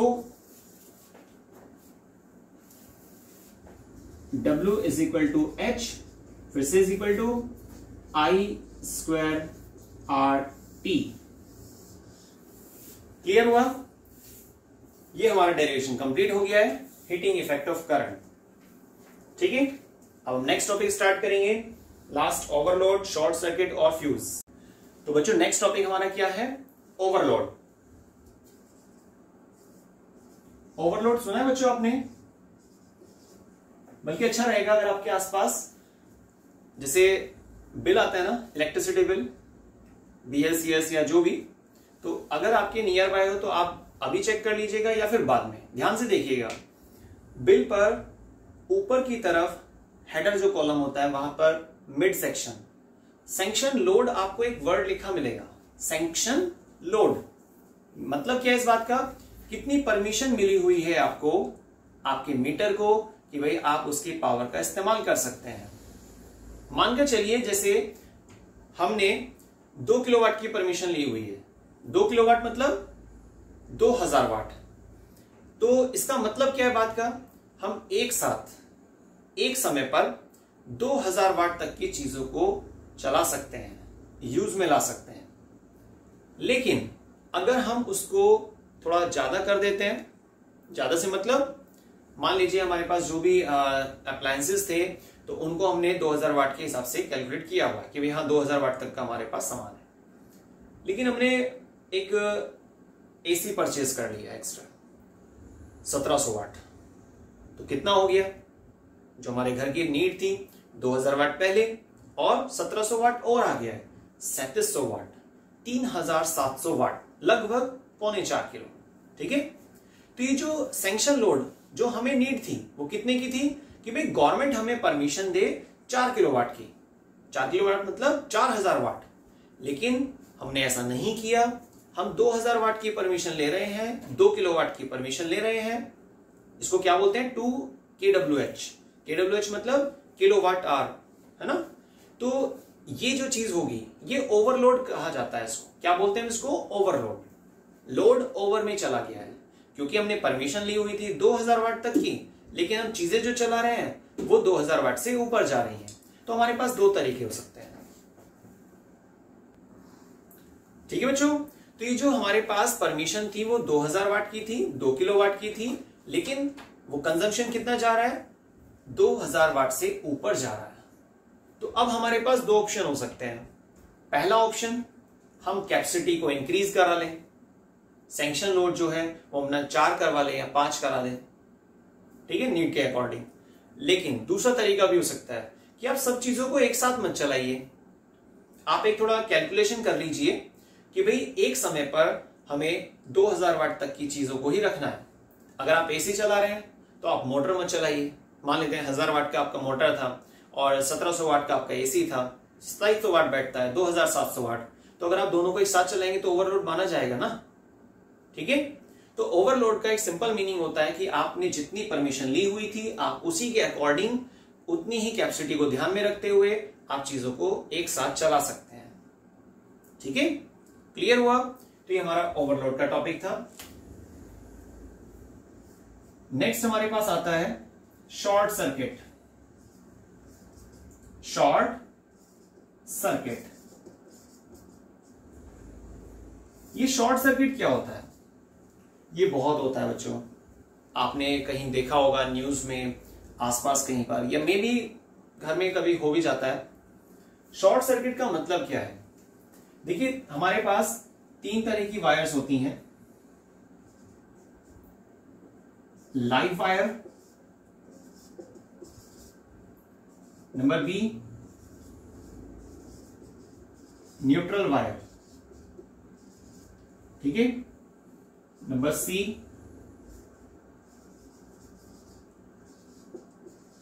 earth wire.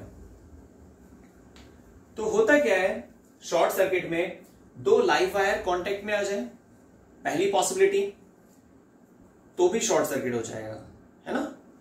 या फिर 1 लाइव वायर और 1 न्यूट्रल वायर कांटेक्ट में आ जाए तो भी शॉर्ट सर्किट हो जाता है। ये जो 3 मैंने वायर लिखी हैं, लाइव वायर का काम क्या होता है?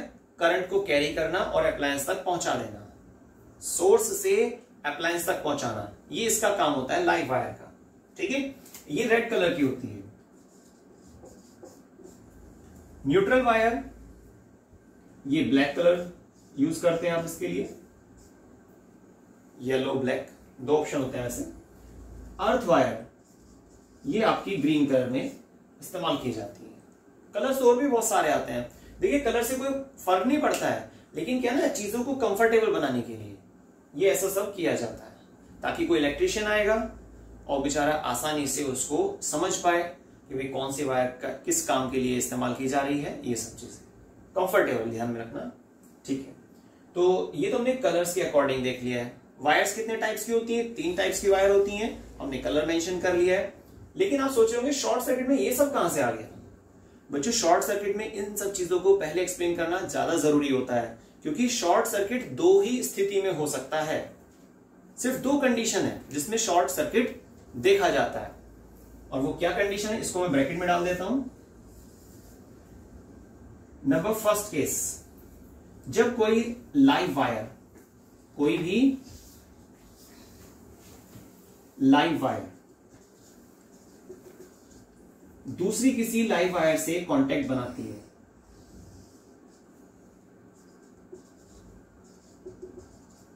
एक लाइव वायर दूसरी लाइव वायर के कांटेक्ट में अगर आ जाती है, पर आप सोच रहे हैं कांटेक्ट में कैसे आ जाएगी? उसके ऊपर तो पीवीसी का कोट होता है। पीवीसी मतलब पॉलीविनाइल क्लोराइड, एक प्लास्टिक मटेरियल, प्रोटेक्शन के लिए इंसुलेटिंग मटेरियल होता है। तो कई बार क्या होता है ना, जैसे आप चीजों को इस्तेमाल कर रहे हैं, वायर पुरानी हो चुकी है, कहीं पर कट लगा हुआ है, तो ऐसी स्थिति की वजह से, ठीक है, ऐसी कंडीशन की वजह से ये वायर आपस में टच हो जाती हैं, और जैसे ही आपने टच होते हुए उनको देखा, और वहां पर क्या होगा? स्पार्क जनरेट होगा। स्पार्क जनरेट होने के बाद या तो वायर वहां से टूट जाएगी, या फिर क्या होगा, एक स्पार्क के बेसिस पर आपकी फायर की कंडीशन बन सकती है। तो पहला केस है, पहली पॉसिबिलिटी है। तो शॉर्ट सर्किट में क्या होता है? या तो 2 लाइव वायर कांटेक्ट बना लेती हैं, ठीक है, या फिर एक और कंडीशन है यहां पे, ये कोई आपके पास लाइव वायर, लेकिन जो दूसरी वायर है वो कौन सी है हमारे पास? न्यूट्रल वायर, ठीक है। तो लाइव वायर के साथ कांटेक्ट में आ जाए किसी वजह से, तो भी शॉर्ट सर्किट हो सकता है। और या फिर न्यूट्रल वायर के साथ कांटेक्ट में आ जाए लाइव वायर तो भी शॉर्ट सर्किट हो सकता है। क्लियर है? बिल्कुल इजी सा है। लेकिन इन सब स्थिति से, शॉर्ट सर्किट से या किसी भी इस तरह की कंडीशन से बचने के लिए कुछ हमारे पास प्रोटेक्टिव डिवाइस भी होते हैं, ठीक है ना। उनमें से सबसे ज्यादा जो यूज में आता है और वो क्या है हमारा फ्यूज, इलेक्ट्रिक फ्यूज। क्लियर?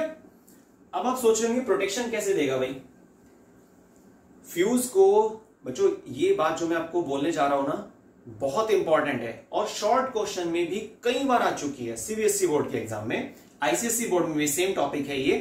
तो इलेक्ट्रिक फ्यूज को कहां लगाना चाहिए?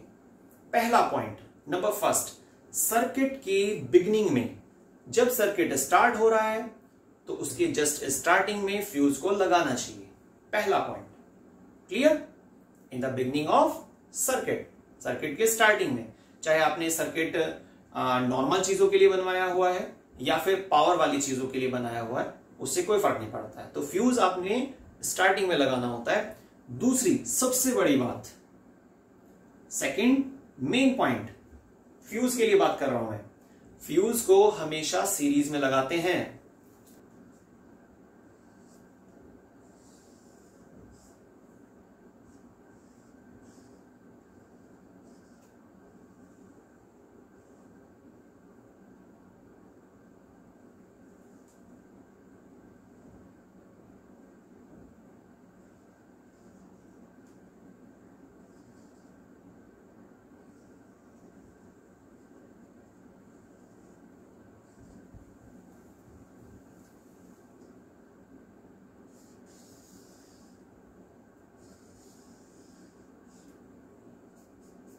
देखिए बच्चों, ये फ्यूज का एक बेस पार्ट होता है जो हमने वॉल पर लगाया हुआ है। ये जो मैंने इसे डैश डैश लगाए हैं, ये क्या है? एक वॉल है जिस पर हमने फ्यूज को लगा रखा है। ये इस तरह से इसमें कनेक्टिविटी के लिए कॉपर वायर का इस्तेमाल किया जाता है मेनली, क्योंकि कॉपर वायर में अच्छा करंट जाता है, मैंने आपको स्टार्टिंग में बताया था। क्लियर? अब क्या होता है, इसके ऊपर एक कैप लगी होती है कुछ इस प्रकार से, ऐसा। लेकिन क्या होता है ना, अब हम इसको प्रोटेक्टिव डिवाइस क्यों बोल रहे हैं? मान लेते हैं कि घर में ज्यादा पावर आ रही है, ज्यादा इलेक्ट्रिसिटी आ रही है, इलेक्ट्रिसिटी फ्लक्चुएट कर जाती है, तो ज्यादा स्ट्रॉन्ग करंट आने की वजह से क्या होगा, ये वायर ऐसे ब्रेक हो जाएगी। क्लियर? और जब वायर ब्रेक हो जाती है तो क्या करंट आगे जा पाएगा? क्या नहीं जाएगा। क्लियर? तो करंट आगे प्रोसीड नहीं करेगा। इसका मतलब क्या हुआ, सर्किट ब्रेक हो गया। तो आपको क्या करना होगा, इसकी कैप को हटाना होगा और फिर से एक वायर को लेकर यहां पर अटैच कर देना होगा। सर्किट कंप्लीट हो गया ना। लेकिन ये प्रोटेक्शन कैसे दे रहा है?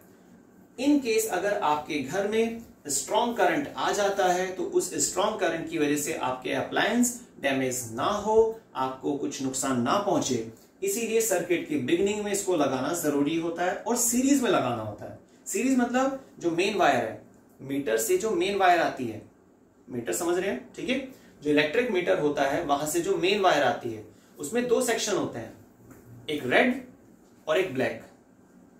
बेटर तो ये है आप दोनों में लगवा दीजिए फ्यूज, लेकिन लाइव वायर किसके लिए जानी जाती है? जो सोर्स से अप्लायंसेस तक या आपके घर तक सप्लाई को लेकर आ रही है, करंट को लेकर आ रही है। तो लाइव वायर में फ्यूज को लगाना कंपल्सरी है।